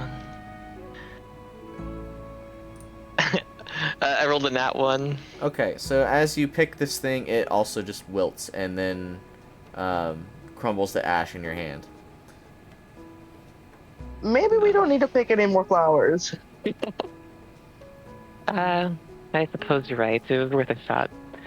Yes, let's set up camp. Should we set up some sort of watch where each of us keeps watch for a couple hours or so? Yeah, I think that would be a good idea. I'm not noticing anything in the forest, the woods, but that doesn't necessarily mean there isn't anything out there. I will take first watch. All right. You guys, you guys can get some rest. Okay.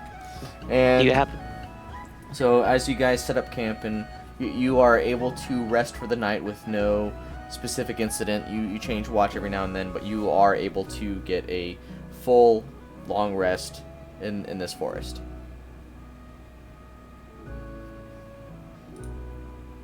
And nothing seems to have changed when we wake up?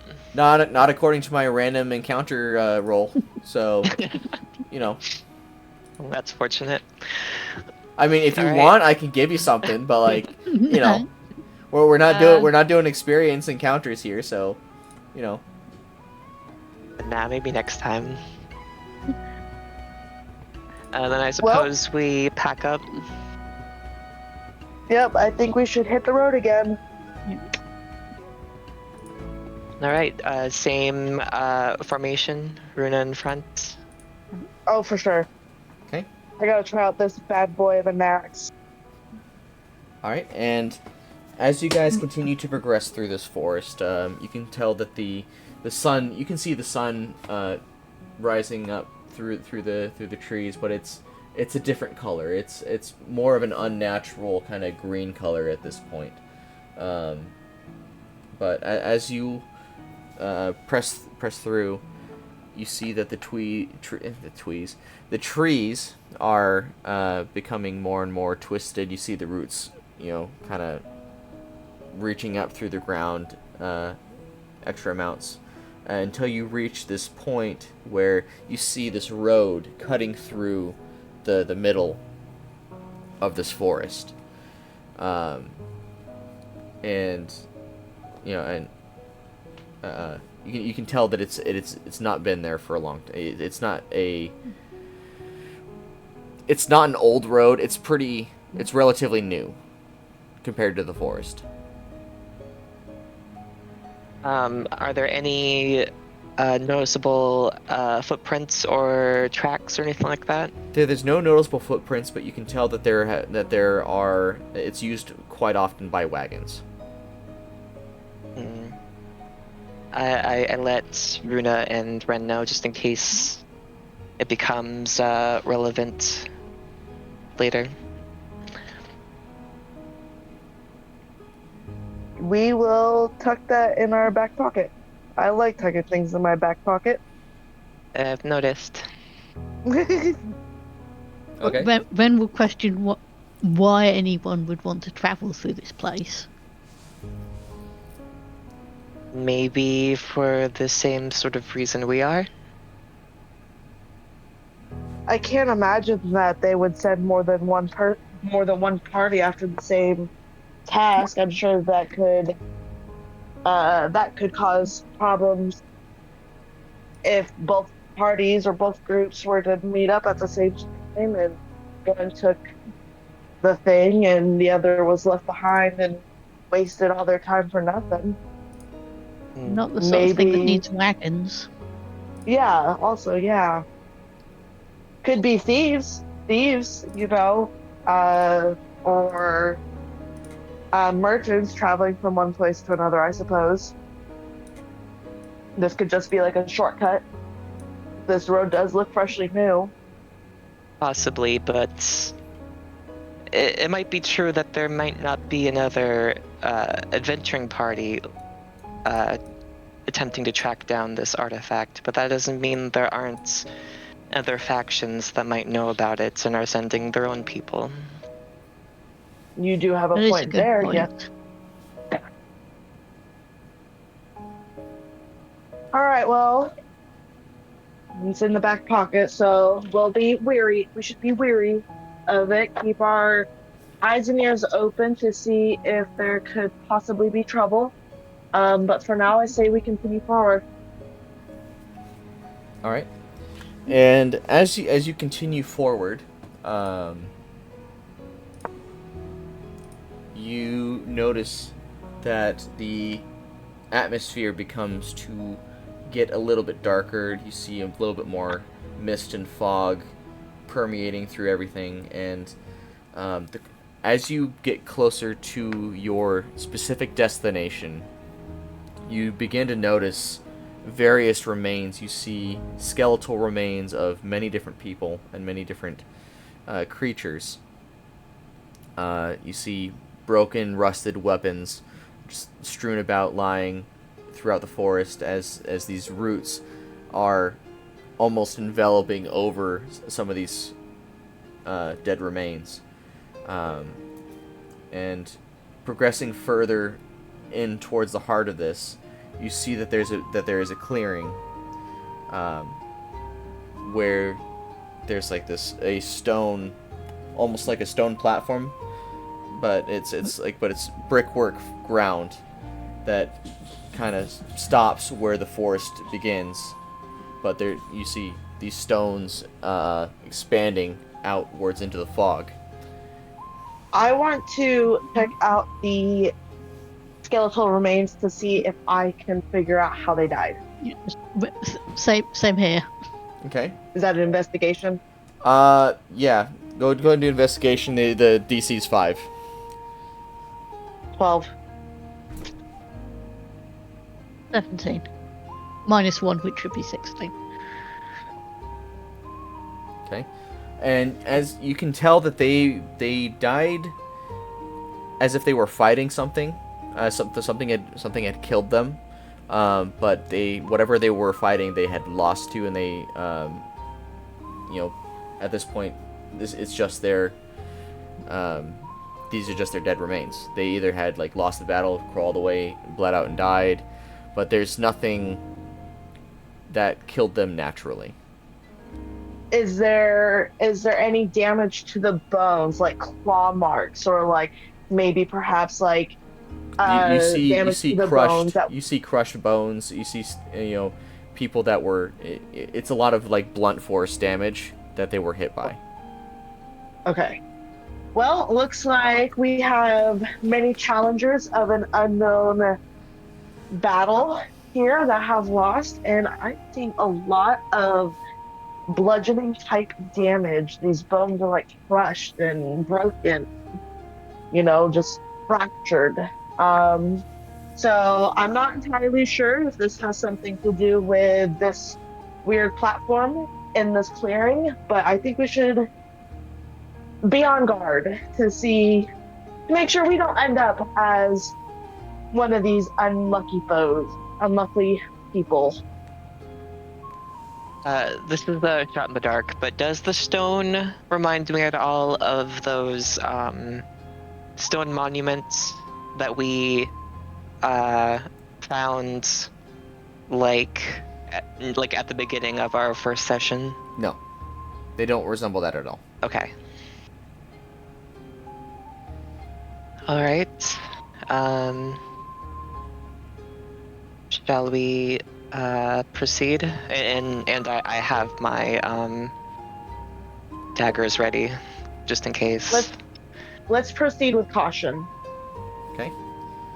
And as you guys step out onto this this cobblestone ground, as you're stepping forward through this bit more foggy area, you begin to see back a little ways these giant stone pillars that are kind of leading in towards this central area, and you see at the back of these pillars you see a small little doorway, stone doorway with a wooden door, and apparently it's seemingly nothing behind on the other side. You're not able to see any buildings on the other end of this, and in front of this doorway you see 3 gigantic stone statues, 2 on each end of the door, and then one directly in front of it.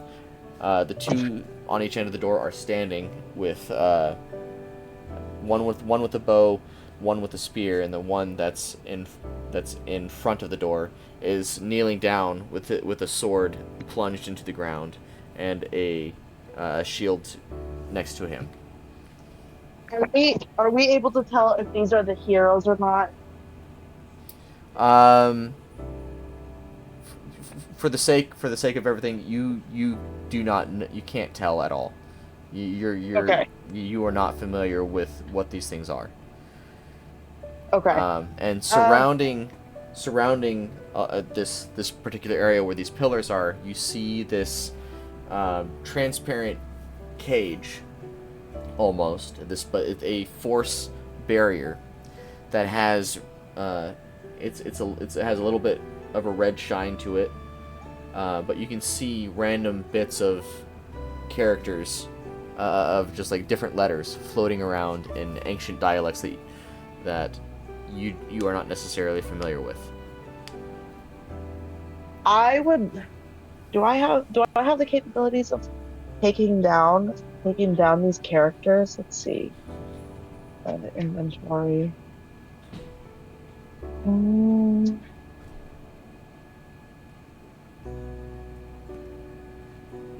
I would like to prick my finger with my tooth and take out the Kobold Soup for the Soul, open it to the very last page, which should be a blank page, and try to mark down these characters so that I can ask the scholar later. Okay. Go ahead and do a... what should I do here? Performance? I guess, yeah, performance check. Okay. 8. You're able to do the kind of a really rough scratch of maybe a couple of the characters. There's a lot of them that are just floating around in different directions, and they're crossing over each other and like kind of wandering in different areas. But you're able to get down a couple of them. Okay. I'm currently scanning the cobblestones in front of us to see if any of them seem off, like there might be some sort of hidden trap or like trigger or something.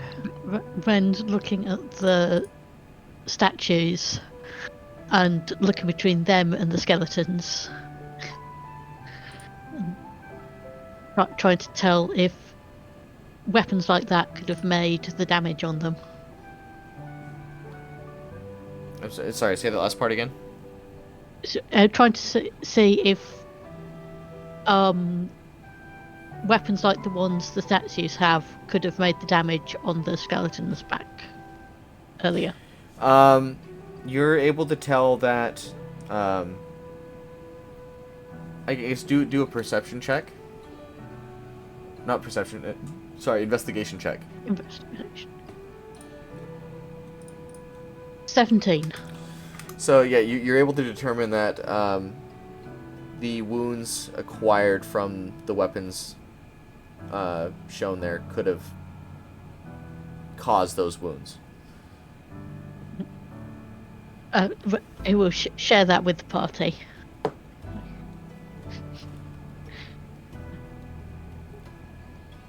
All right. We'll keep that in mind.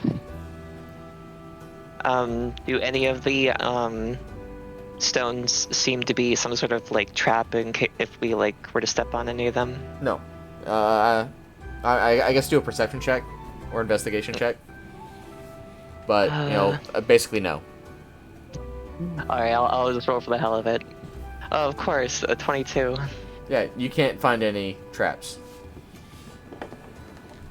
Alright, it doesn't look like anything around here is booby trapped. But what you see is this barrier in front of you. You see you see these what look like stone warriors behind this barrier in front of this door, and this door looks like the place you need to go. Alright. So I'm thinking we have to do something with the cage in order to remove the barrier, perhaps? What do you two think? I don't know if I'm the one for that. We can try it. See if we can do different things that interact with these characters that are floating around. All right. Can I is there anything I can pick up on in terms of the characters with Arcana, maybe? Okay. Yeah, go ahead and roll for Arcana. Okay. 13. You're able to see that there are some different dialects of Abyssal Ooh, that you are not Abyssal. that you're not Aw. that you're not familiar with. That it looks like it's Abyssal, but it's in a different it's like a different kind of way of writing it that you're not able to tell exactly what it says. But some of the characters are in this strange version of Abyssal. I want Alright. to try and touch the characters. Sorry. All right. Go ahead. So go ahead and yeah. So you reach out. You try to touch these characters, and you can feel that this, whatever this barrier is, it feels like a solid hard wall. You can't really get through it. Trying to touch the characters doesn't do anything.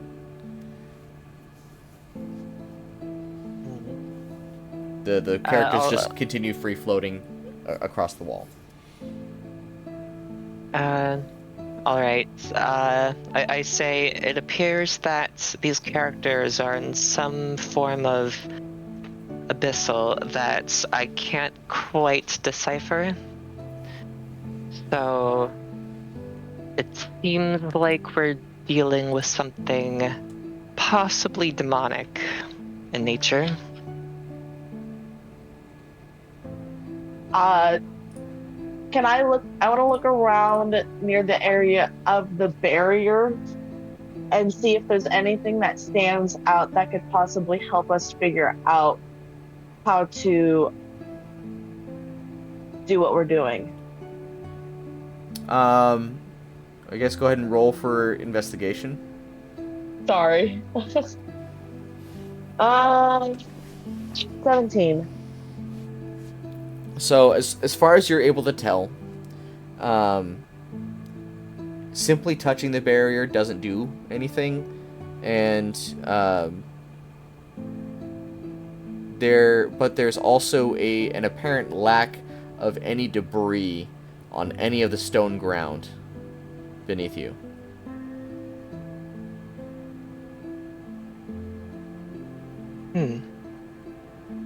I wanna throw a rock directly above me, straight up into the air. Okay. Any just straight up in the air, it's gonna come right down where you're standing? I want to see if it's gonna hit anything. Okay. So, I guess roll a strength check. Strength.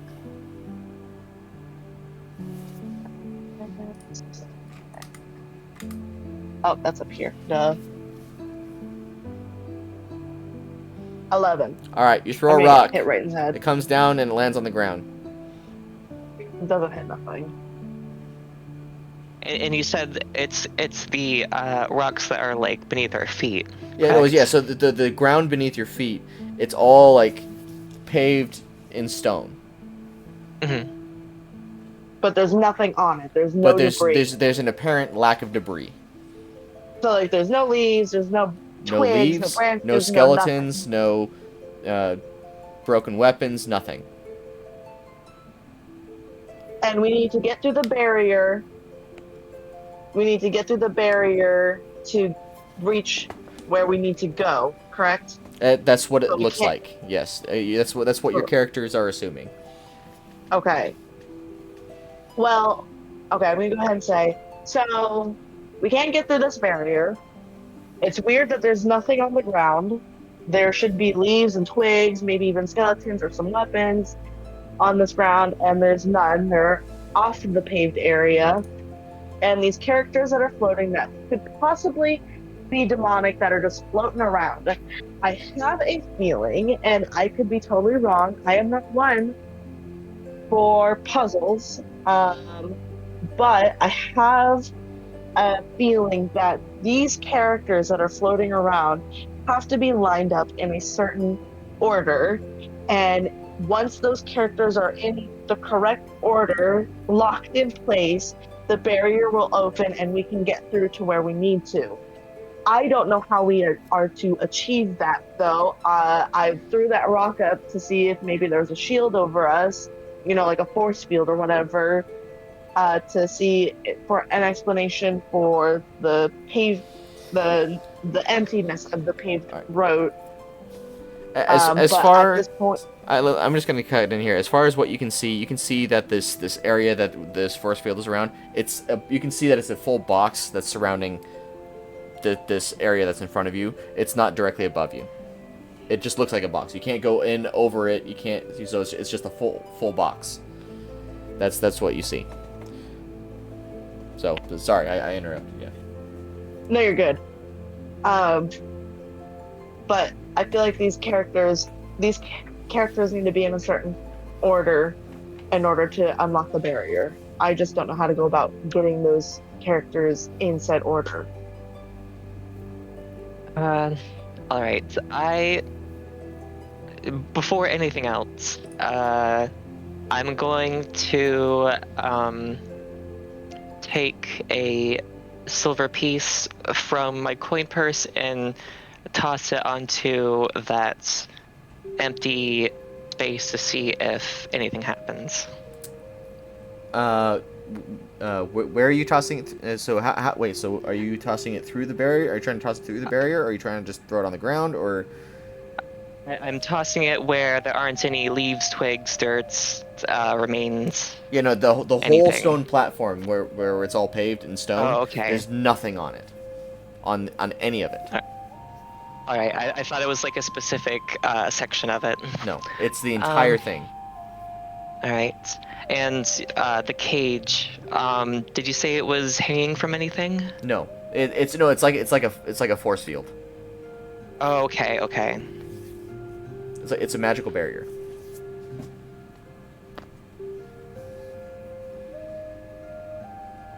Hmm.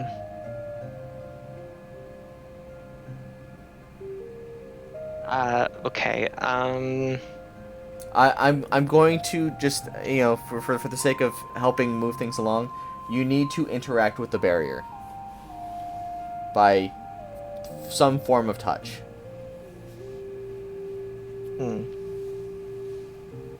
All right. Didn't I? Yeah, Didn't I try touching simply the stairs? touching it didn't do anything. Okay, Simply I'm going to stab my dagger at the barrier. Okay. So as you take a stab at this barrier, you notice that your blade bounces off, and you see that it begins to almost sort of collect energy, and you hear is this you see it kind of draw energy in and go zoop, and then it explodes outward. Boom! And I need all of you to make a dexterity saving throw. Gosh dang it. I got an Oh. 18. The DC is 12. I 7. rolled a nat 20. Okay. So, Runa, you are able to gracefully land at the edge of the stones, and Delphina, you're also able to land relatively gracefully, and you see Ren just sort of like go straight backwards and hit a tree. And I need you to take 1d4 minus 2 damage, which is... So you just kind of like hit the back of the tree, but you don't really, it doesn't really hurt you at all. You just hit the tree. But then what you see at this point is you see this stone guardian that's in 1d4 minus 2. 1d4 minus 2, and I already rolled it. Oh. It was a 2. Oh, So you didn't take any damage. And I mean, if you want to roll again, you can. I just...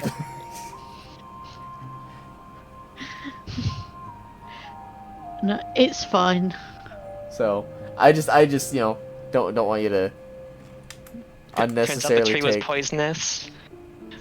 Yeah, so yeah, you take -1 damage. So, you touch the tree, and it's like, oh, well, here's some health points back. So what you see now, as you... Shakes his head a bit. So after you land, what you see now is you see the one that's in... You don't see the two that are on the side of the doors move at all. You don't see them do anything, but you see the one that's in front stand upwards, drawing his blade out of the ground, and then picking up the shield, and begin to walk towards the barrier, and you hear these loud thuds as with each individual step. Let's see. Is this... As I see him moving, I am going to grab my battle axe and be at the ready just in case. And as he approaches this barrier, you can see him pause for a second, and then he steps through without any problems, and he raises his sword, and I need all of you to roll for initiative. Yes! No. No, I got a 6.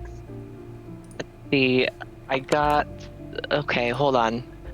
There's a feat here. Immediately after your roll initiative, blah blah blah. With one willing ally, blah blah blah. Alright, The +2's already in the initiative. Yeah, but there's also the initiative swap. Yeah. Yes. But I'll hold on to that for now. So yeah, I have an 8.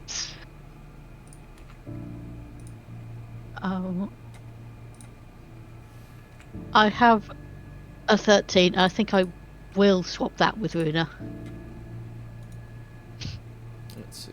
Hang on.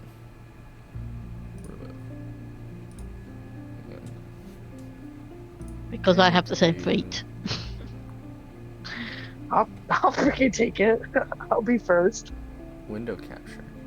Okay, properties. Hang on. I'm trying to get this, There we go. Alright, so... are you guys on the battle screen? Yepper. So go ahead and move yourself to Loading. where you Yep. think you are. I don't see myself. Tiny. Got to zoom in a lot. You gotta zoom in, but you're down low. Okay. Oh, I see. All right. So go ahead and move yourself to where you think you are, and then I was bashed back a bit.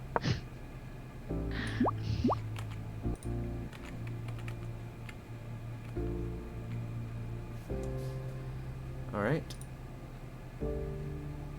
And you guys already rolled it for initiative. Yeah. What was your numbers? Mine was 8. Okay. Then Ren's was 12. okay. And then Runa, what was And yours? I think I got a 6. Okay. Yeah. Okay. All right. So this shield guardian, and that's what it is. It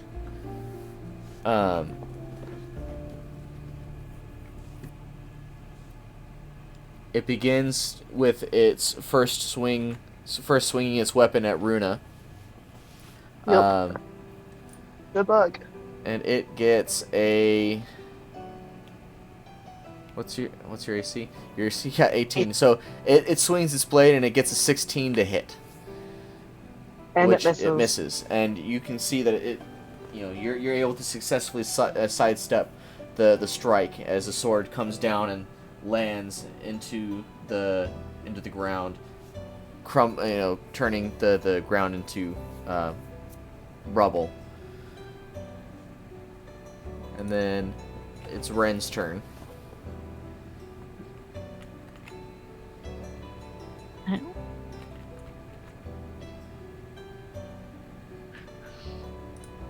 And you are within, yeah. Ren's going to retreat a bit into the tree line. Or something like that. Okay. And fire out with his bow at the Guardian. Alright. Roll the hit.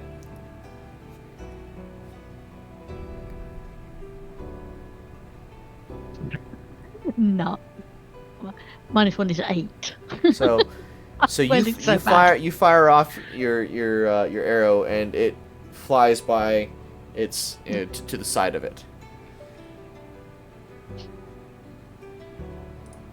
And then it's Delphina's turn. I'm going to strafe over to this side and try to attack it from that side. Behind, so you can get a sneak attack bonus. Yep. Okay. So roll the hit and apply the appropriate modifiers. Let's see. Deal. Blah, blah, blah. Okay. So the sneak attack is only adds to the damage once you roll. Yeah. All right.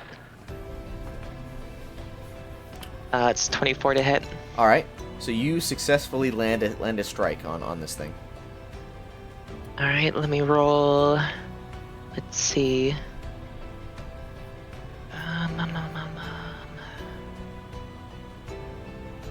Oh, okay. So I'm gonna roll the damage for the dagger. So that's 6, and the sneak attack is for a total of 10. Okay. So you're able to do 10 damage to this thing. So you stab your blade into it, and you're able to take off a chunk of stone out of it. Am I able to use the dagger's ability, Nick, for an extra attack with the other dagger? What is it? What is it? Does it provide any? It says when you make the extra attack of the light property, you can make it as part of the attack action instead of a bonus action. Okay. This extra attack can only be made once per turn. Yeah, because because this thing is immune to poison. It's immune to being charmed, exhausted, frightened, paralyzed, or poisoned. So I don't see why you couldn't use Nick. All right. Then I'll swing with the other dagger. 16. Okay, I'm gonna go ahead and say that it lands because this thing is kind of overpowered for you guys right now. So I'm trying not to kill you. So Okay. I'm gonna lower its AC to 15, so it does hit. Okay. And would sneak attack still be effective on that? Because I feel like it probably would have noticed Yes. me by now. Well, you're hitting it with it within a 6-second span. Okay. So Yeah. it's You only get one sneak attack per turn though, yeah. and you've already done one. Oh. Okay. Well, then I guess yeah, you only get the one. Yeah. It says once per turn. I should probably I read can say things things before like I ask. that. Look, I don't care if you do. It's just if them's the rules, them's the rules.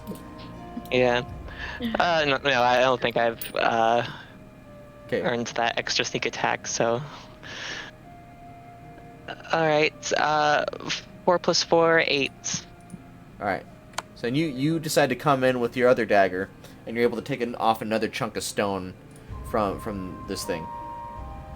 And then now it is Runa's turn. I am going to. Okay, so I couldn't figure out how to make my great axe with a +4. So when I roll for my great axe, when I roll damage for my great axe, I'll have to add another additional 1 to the roll. I just want to put that out there. I am Yeah, not that's fine. cheating. But I am going to attack with my great axe. Okay. And I got a 12. Okay. Oh, that's a 7. Yeah. So you swing I with bet. your great axe, and this thing is able to put its shield up, and your great axe deflects off the shield. Okay, And that's all I then can do. after this, you see this some of these stones that Delphina knocked off begin to like separate and return back to its spot onto this thing's body, and it heals for 6 points of damage. Fuck. Okay, so now it's going to turn around and focus on Delphina, because that's where it got hit from, and it's going to swing with his sword, and it gets a 24 to hit. Yeah, armor class 15. Okay, and then I'm gonna say it does 1d8 damage. You know what? Let me do that again, so that way it's showing to everybody. And if it's a lower, yeah, it's the same roll, so whatever. So you take 2 points of damage. So it swings its sword around at you, and it's able to cut you across one of your shoulders. Alright, I stumble back a bit. But I try to hold my ground. Okay. So now it's Ren's turn.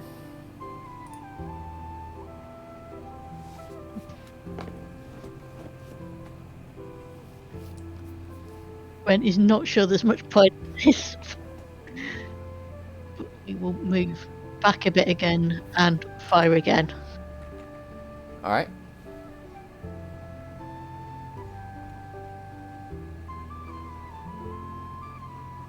All right. 13. So you fire off another arrow, and you see that it flies by his head, but it doesn't land.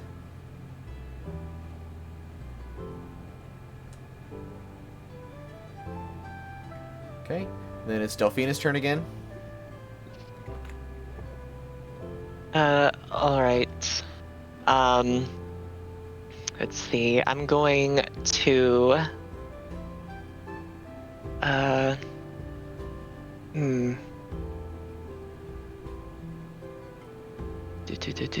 Okay. I would like to ready a dodge action in case it takes a swipe at me again. Okay.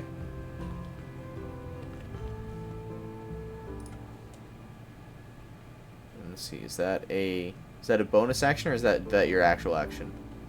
Let's see. If you take the dodge action, you gain the following benefits till the start of the next turn. Any attacks against you are at disadvantage. You make dexterity saving throws with advantage. Okay. So yeah, that's an action. And don't believe there are any bonus actions that I can do currently. So I suppose that is all for this turn. Okay. So it is now Runa's turn. Alright, I am going to take another swing with my great axe, and that's a 23. Alright, roll for damage. Okay, so this is the damage that it's counting is 1d12 plus 3, so I'm going to add an additional plus 1 to make that a plus 4 for my modifier. So that is 1 or damage 10, so that's going to be 11 instead of 10.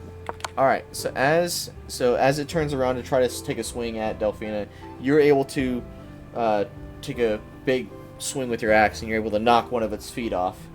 And you see it stumble kind of forward. As I'm assuming Delphina moves over like this, but it stumbles forward and kind of falls and sticks its sword in the ground to catch itself. And then you see its foot return back and reattach as it heals for 6 damage. Oh, this freaking thing.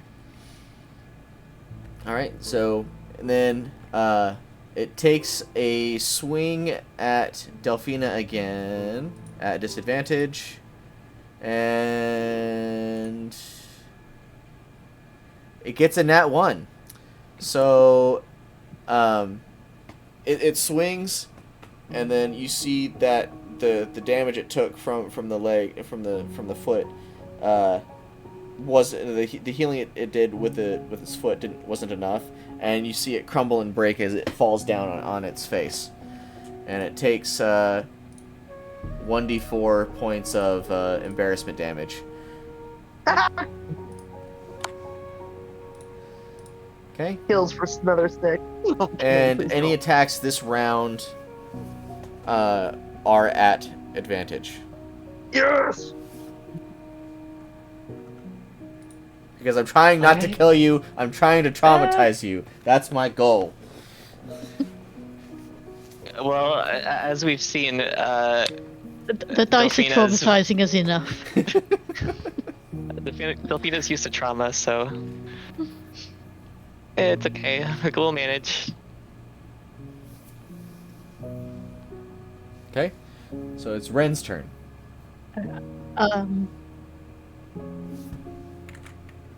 Ren will line up another shot.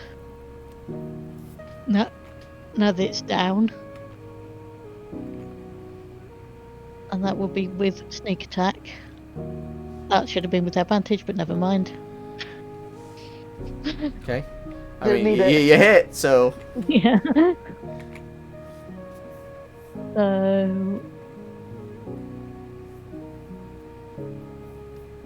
Of course I only got 1 damage. And the sneak attack... Oh, 6 for the sneak attack though. So... So you 10 are able damage to... overall. Yeah, so you're able to fire off a shot, and you see it kind of impale itself underneath one of its shoulders. And it knocks a solid chunk of stone off one of its arms.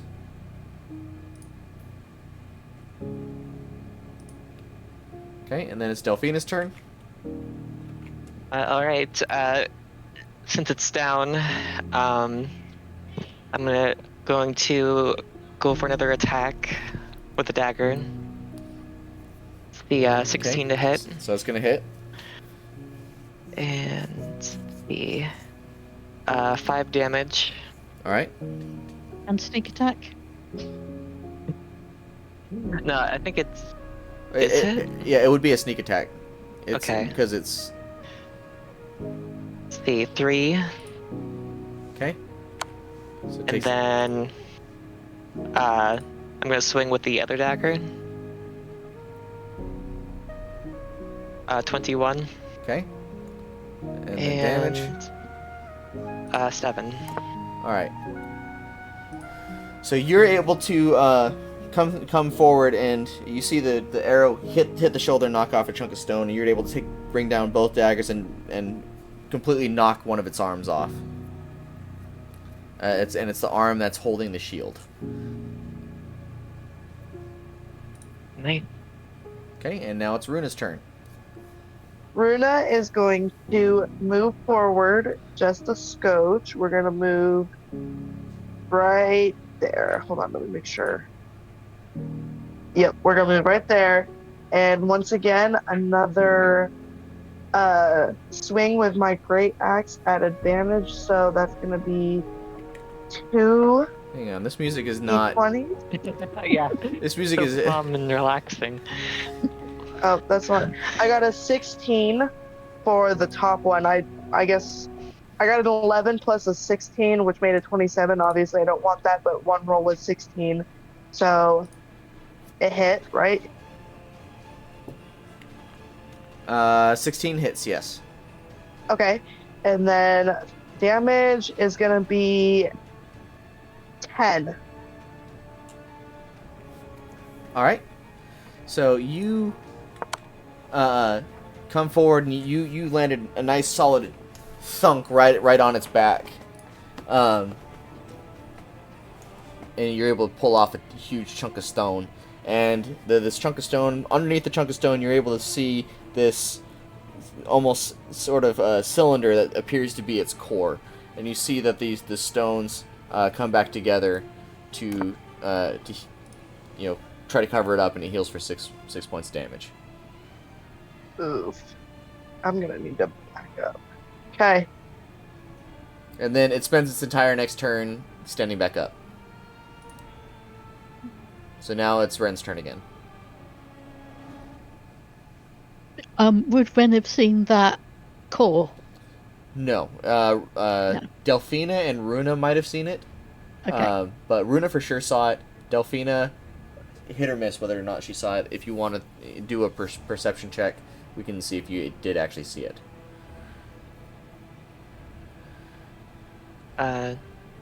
For Delphina? Yes.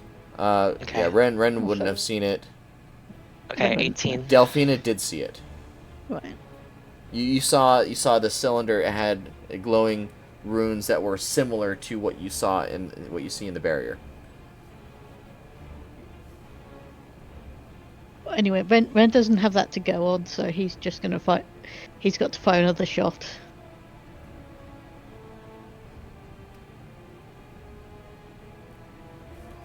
Okay, so it hits.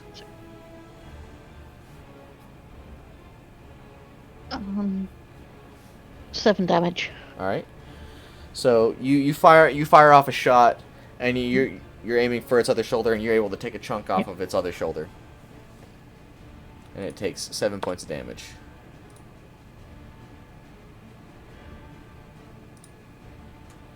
Okay. So now it's Delphina's turn. All right.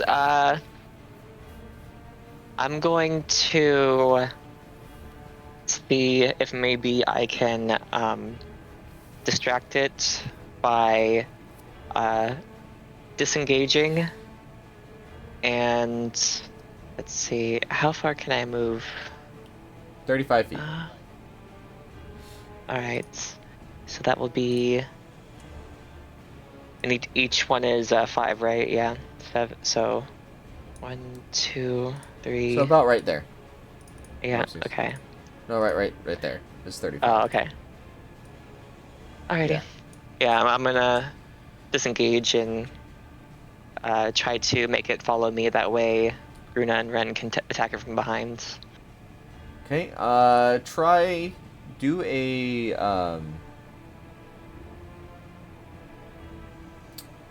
I guess a deception check. Alright. The DC is going to be pretty high. It's about 18. A nat 20. Okay, so you You see that it starts looking after you, and it knew that it was able to draw blood on you, so it's looking at you to try to move in your direction.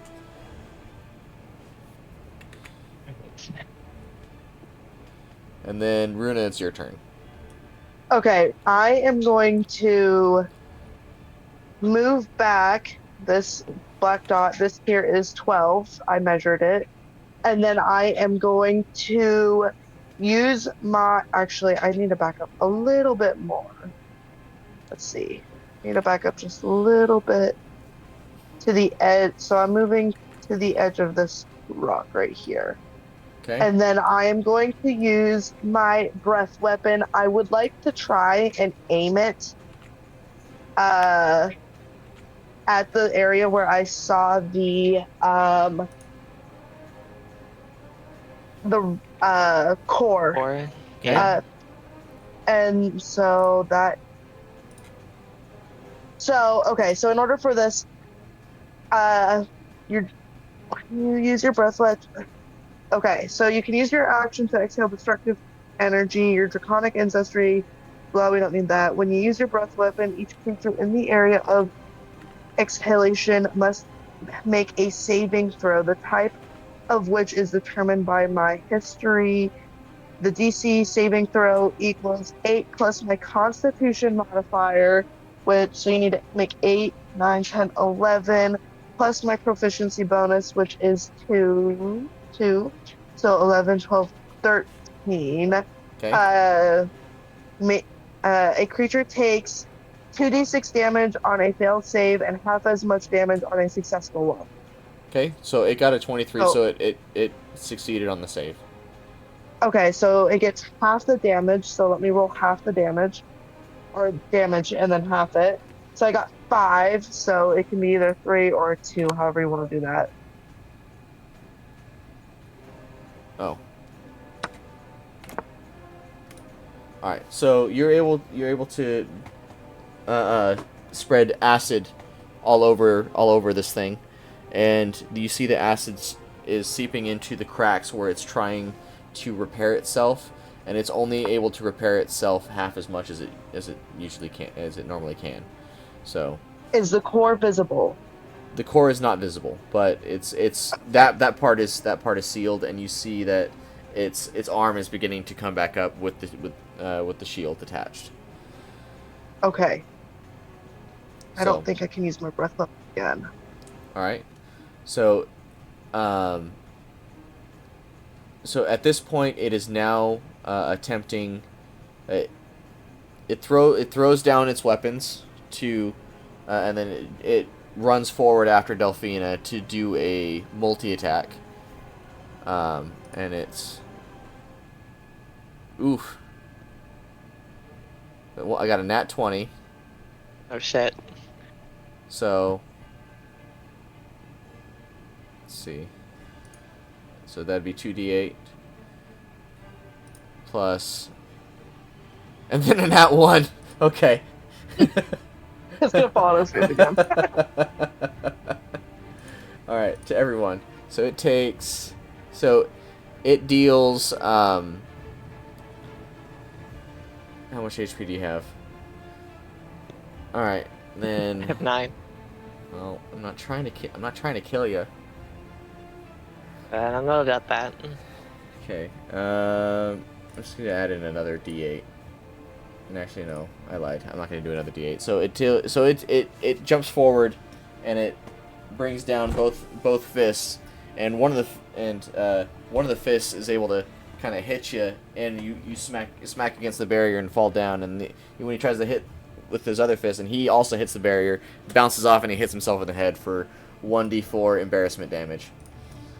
Freaking love it. It takes two embarrassment damage. So you take 5 damage. Okay, 5. There we go. So I'm at 4 right now. Okay. So he is now over here. No, that's so far. Something like that. Yeah, 60 feet. and 70 feet. So now it is Ren's turn. Ren's gonna have to move up a bit closer to be able to get anything in.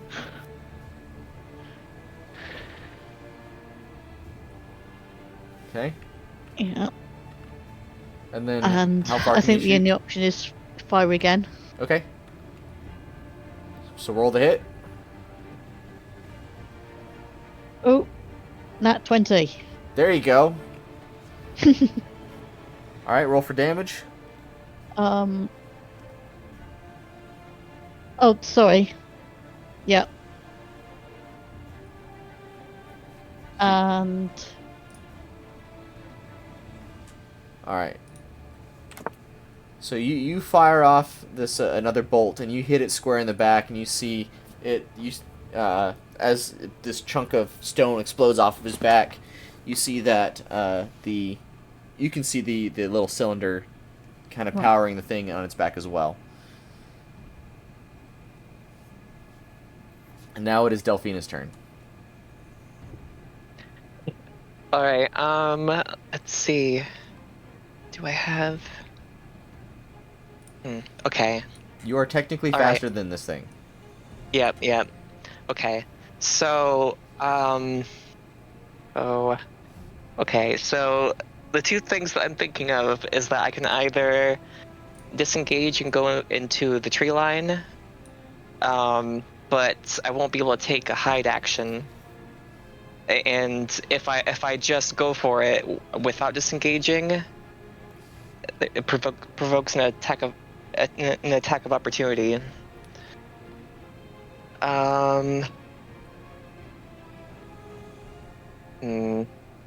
Yeah. Well, it seems to be pretty good at hitting me, so I'm gonna disengage. Quit Let's running see. away. Yeah. You're taking them with us. With you. Yeah. But I'm gonna try to get a little bit closer to everyone else. You're going like this way? Yeah, I was thinking that way. Okay. So like around here maybe? Alright. So you were Okay. there. Yeah, that works. Okay. Alright.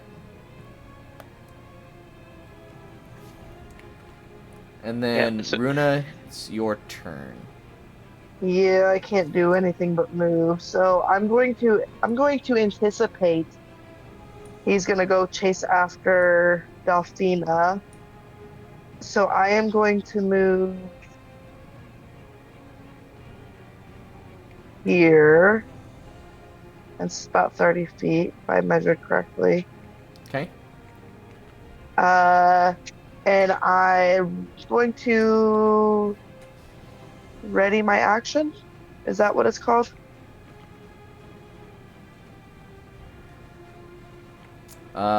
Which action? My great axe. Okay. And that's it. That's all I can do. Alright. So, on its next turn, the Shield Guardian runs over this way to go pick its shield and sword back up. Nice. And it then attempts at disadvantage to try to hit and hit Runa, and it misses. I'm too scary, y'all. Yeah, it swings the sword, and the blade like flies right in front of your face, but it completely misses.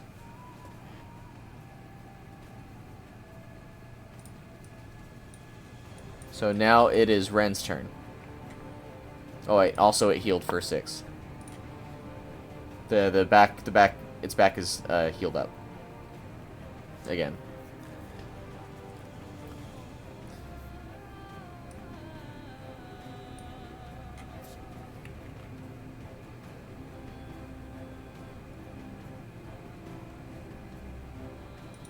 Ren?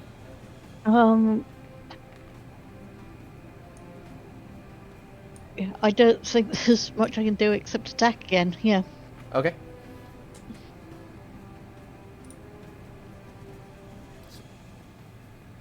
Roll the hit. Alright, roll for damage. Okay. Nice. So you deal. So you fire off, and you're able to hit it square in the chest, and you see a chunk of stone pop off, and you see the cylinder, and it's in full view of everybody.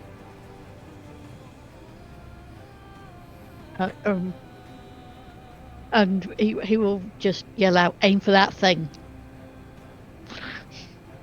But trust me, we will.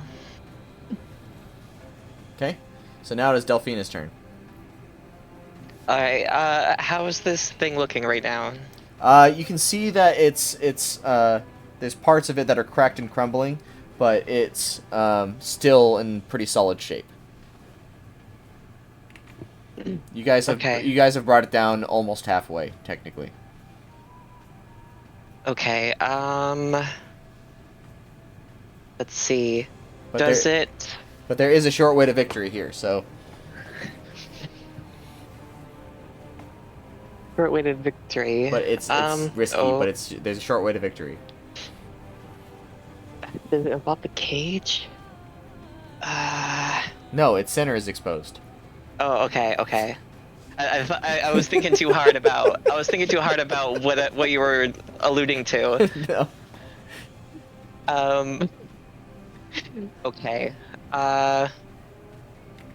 In this case, from the safety of the trees, I am going to throw one of my daggers. Okay. At the core. So roll at disadvantage for this. Okay.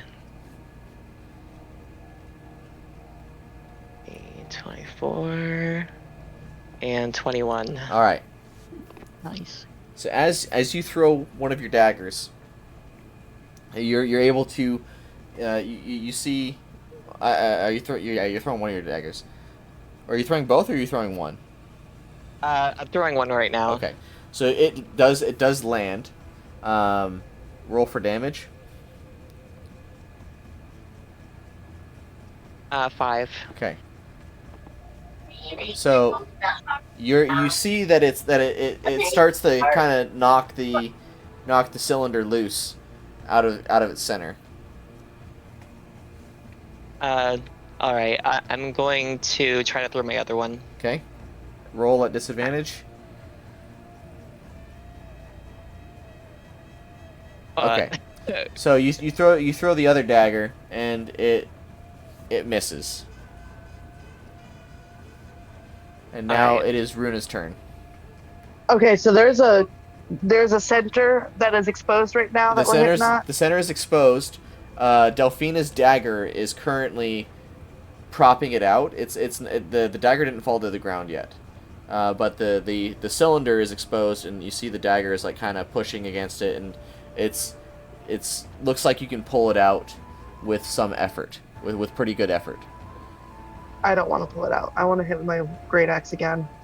I want to try and hit my great axe into the cylinder and knock out the dagger at the same time. But if I don't get the dagger and I get the cylinder, and I'm rolling, and that is a 19. Okay.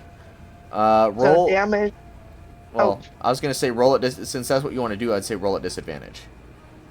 Oh, okay. I can do that. Roll another time. And that is a 19. All right. 19s. Okay. And then you do 5 damage. So as you take this. It's 6 damage because it's.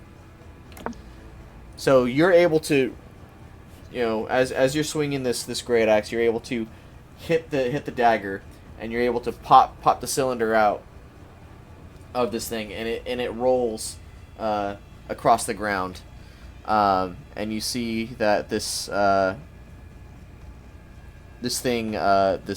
shield guardian seizes up and starts becoming shaky and unstable, and it's becoming a lot more clanky, but it's no longer healing at this point. Would you say the cylinder is like right around in this area? Hang on, let me go back. So it went Because I'm envisioning you came in from this side with your axe. So Yeah. it's went over here. Oh, by this black dot that's I don't know if anybody else can see. Yeah. I can say. So, Okay. So let's go ahead and do this. It's over here. Okay. Okay. So this thing, stunned at this attack, and now that its core is missing, it is stunned for its turn. So now it is Ren's turn.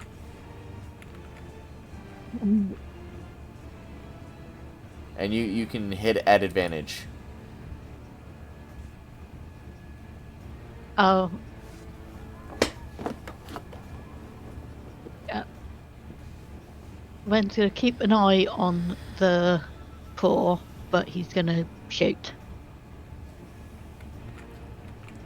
Are you wanting to move towards the core like that, or and try to pick it up? Yeah. Why? Oh. Because you can shoot and then move because you get both. Yeah. It's within 30 feet, so. Yeah. Okay. Anyway. That's with advantage. Shoot. Yeah. Yep.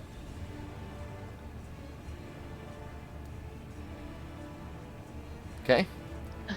And then roll for damage.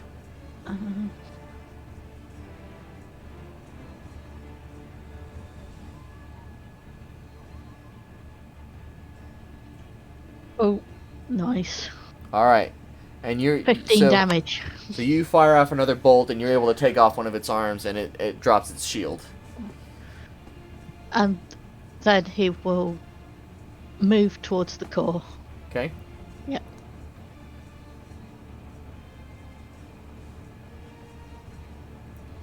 Then Delphina's turn. All right. And you currently only have one of your daggers. Okay. Let's see. Yeah. I'm going to. Who? Okay. I'm going to move out of the tree line. Like around here, good. Sure. And I'll throw the other dagger that I have Okay. at the core.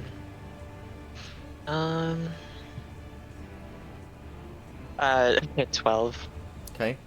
So you throw your other dagger and you miss. All right, let me see. All right, I don't have any more movement. All right. So yeah. So Runa, you're up. All right. I am going to ignore the core that is lying down by Ren, and I am once again going to swing with my great axe for a nat 20. All right. Um, Well, you can't get better than that. So roll for damage. okay. Damage. 17 plus 18. the. Yep. All right. So you step forward and you take a big old swing, and you're able to knock its other arm off, and you see that its arm drop, and the sword hits the ground. So at this point, it only has its legs and its head attached to its center, and then. Goodness gracious. And then it's now going to try to kick you at disadvantage, and it misses. Good And luck. it tries to kick, and then and it stumbles forward like that, but it misses. Good. So now it's Ren's turn.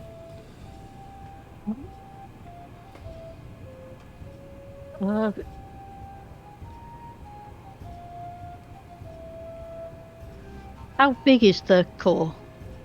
It's like a jumping rope handle size. Right.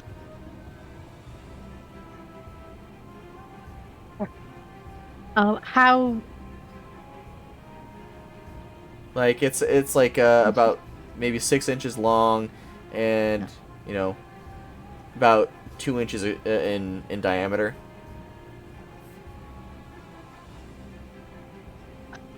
He's going to grab that.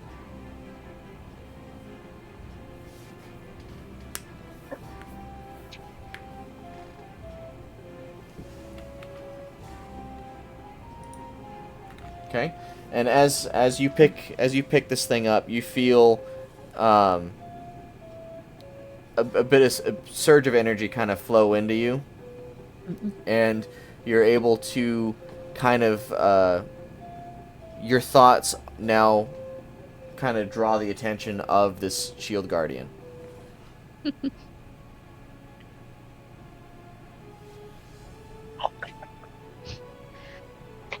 So,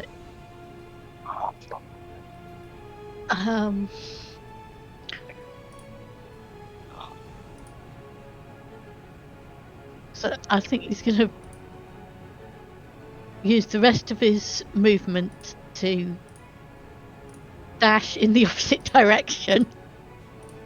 Okay. So that would have been about. All right. So,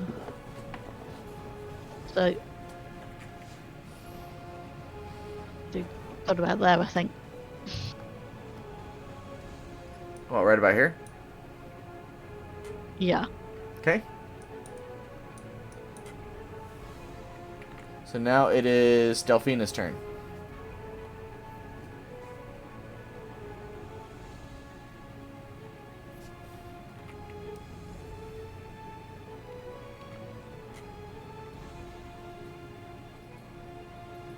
Oh yeah, I like to switch to my short bow.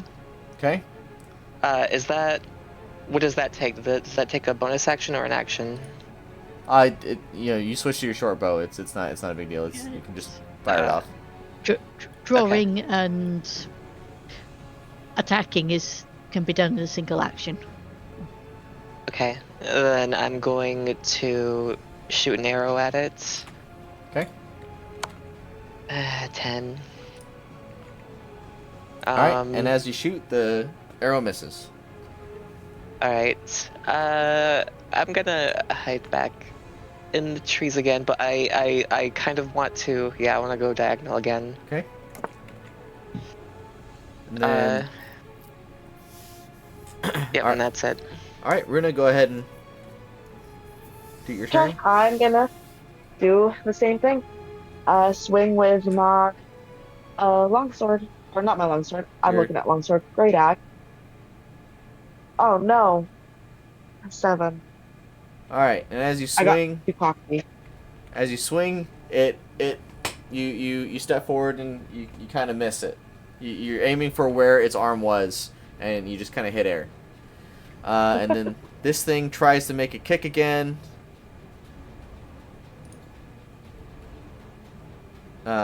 And it misses. It just barely misses you, though. It tries to kick Runa, and it steps to the side and it misses.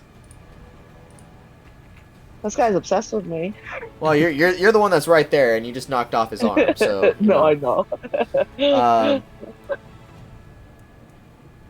Then Ren, are you gonna try to attack him? Yeah. Okay. Is that advantage if Yeah. got his back It's turned, or? his side is to you. It's not you don't see his Oh, back. Right. Ooh. All right, roll for Nat damage. 20.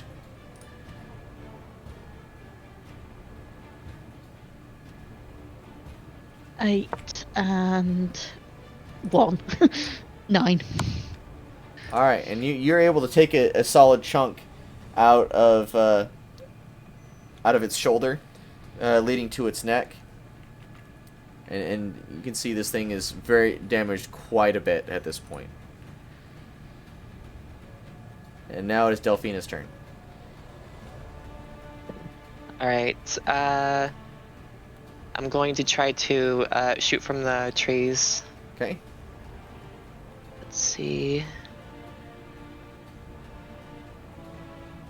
16. Okay, so that hits. 7. Alright, and then as you fire, your bolt hits its what would it be its eye, and you see a chunk of its head come off. And now it is Runa's turn. All right, great axe, and that is gonna be a 6.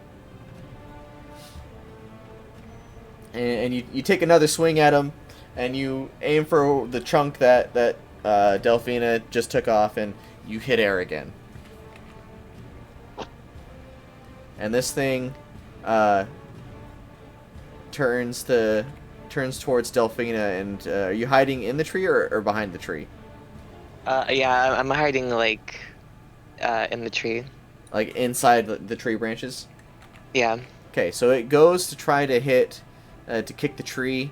I'm going to say he needs to pass a 15 in order to try to shake you out of the tree with a strength check. And he gets a nat 20.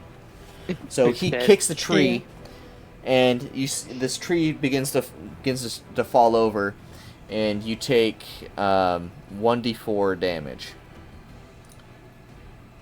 So I'm going to roll the d4. You take 3 damage as you fall down. You see this tree kind of lands not on top of you, but like some of the branches hit you on the way down, and you're struggling. Yeah, Delphina is very bruised and bloodied at this point. And now you're prone. So you are stuck for your next turn. Alright, it is Ren's turn. Ren's going to move up slightly and fire again. Okay. Is that advantage or not? His back is technically towards you now. So Okay.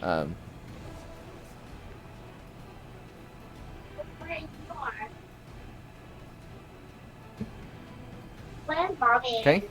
17. Alright, roll for damage.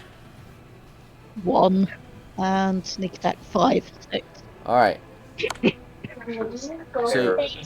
So you shoot at his leg, and you're able to knock off one of his legs, and he stumbles and falls down to the ground as well, in this direction.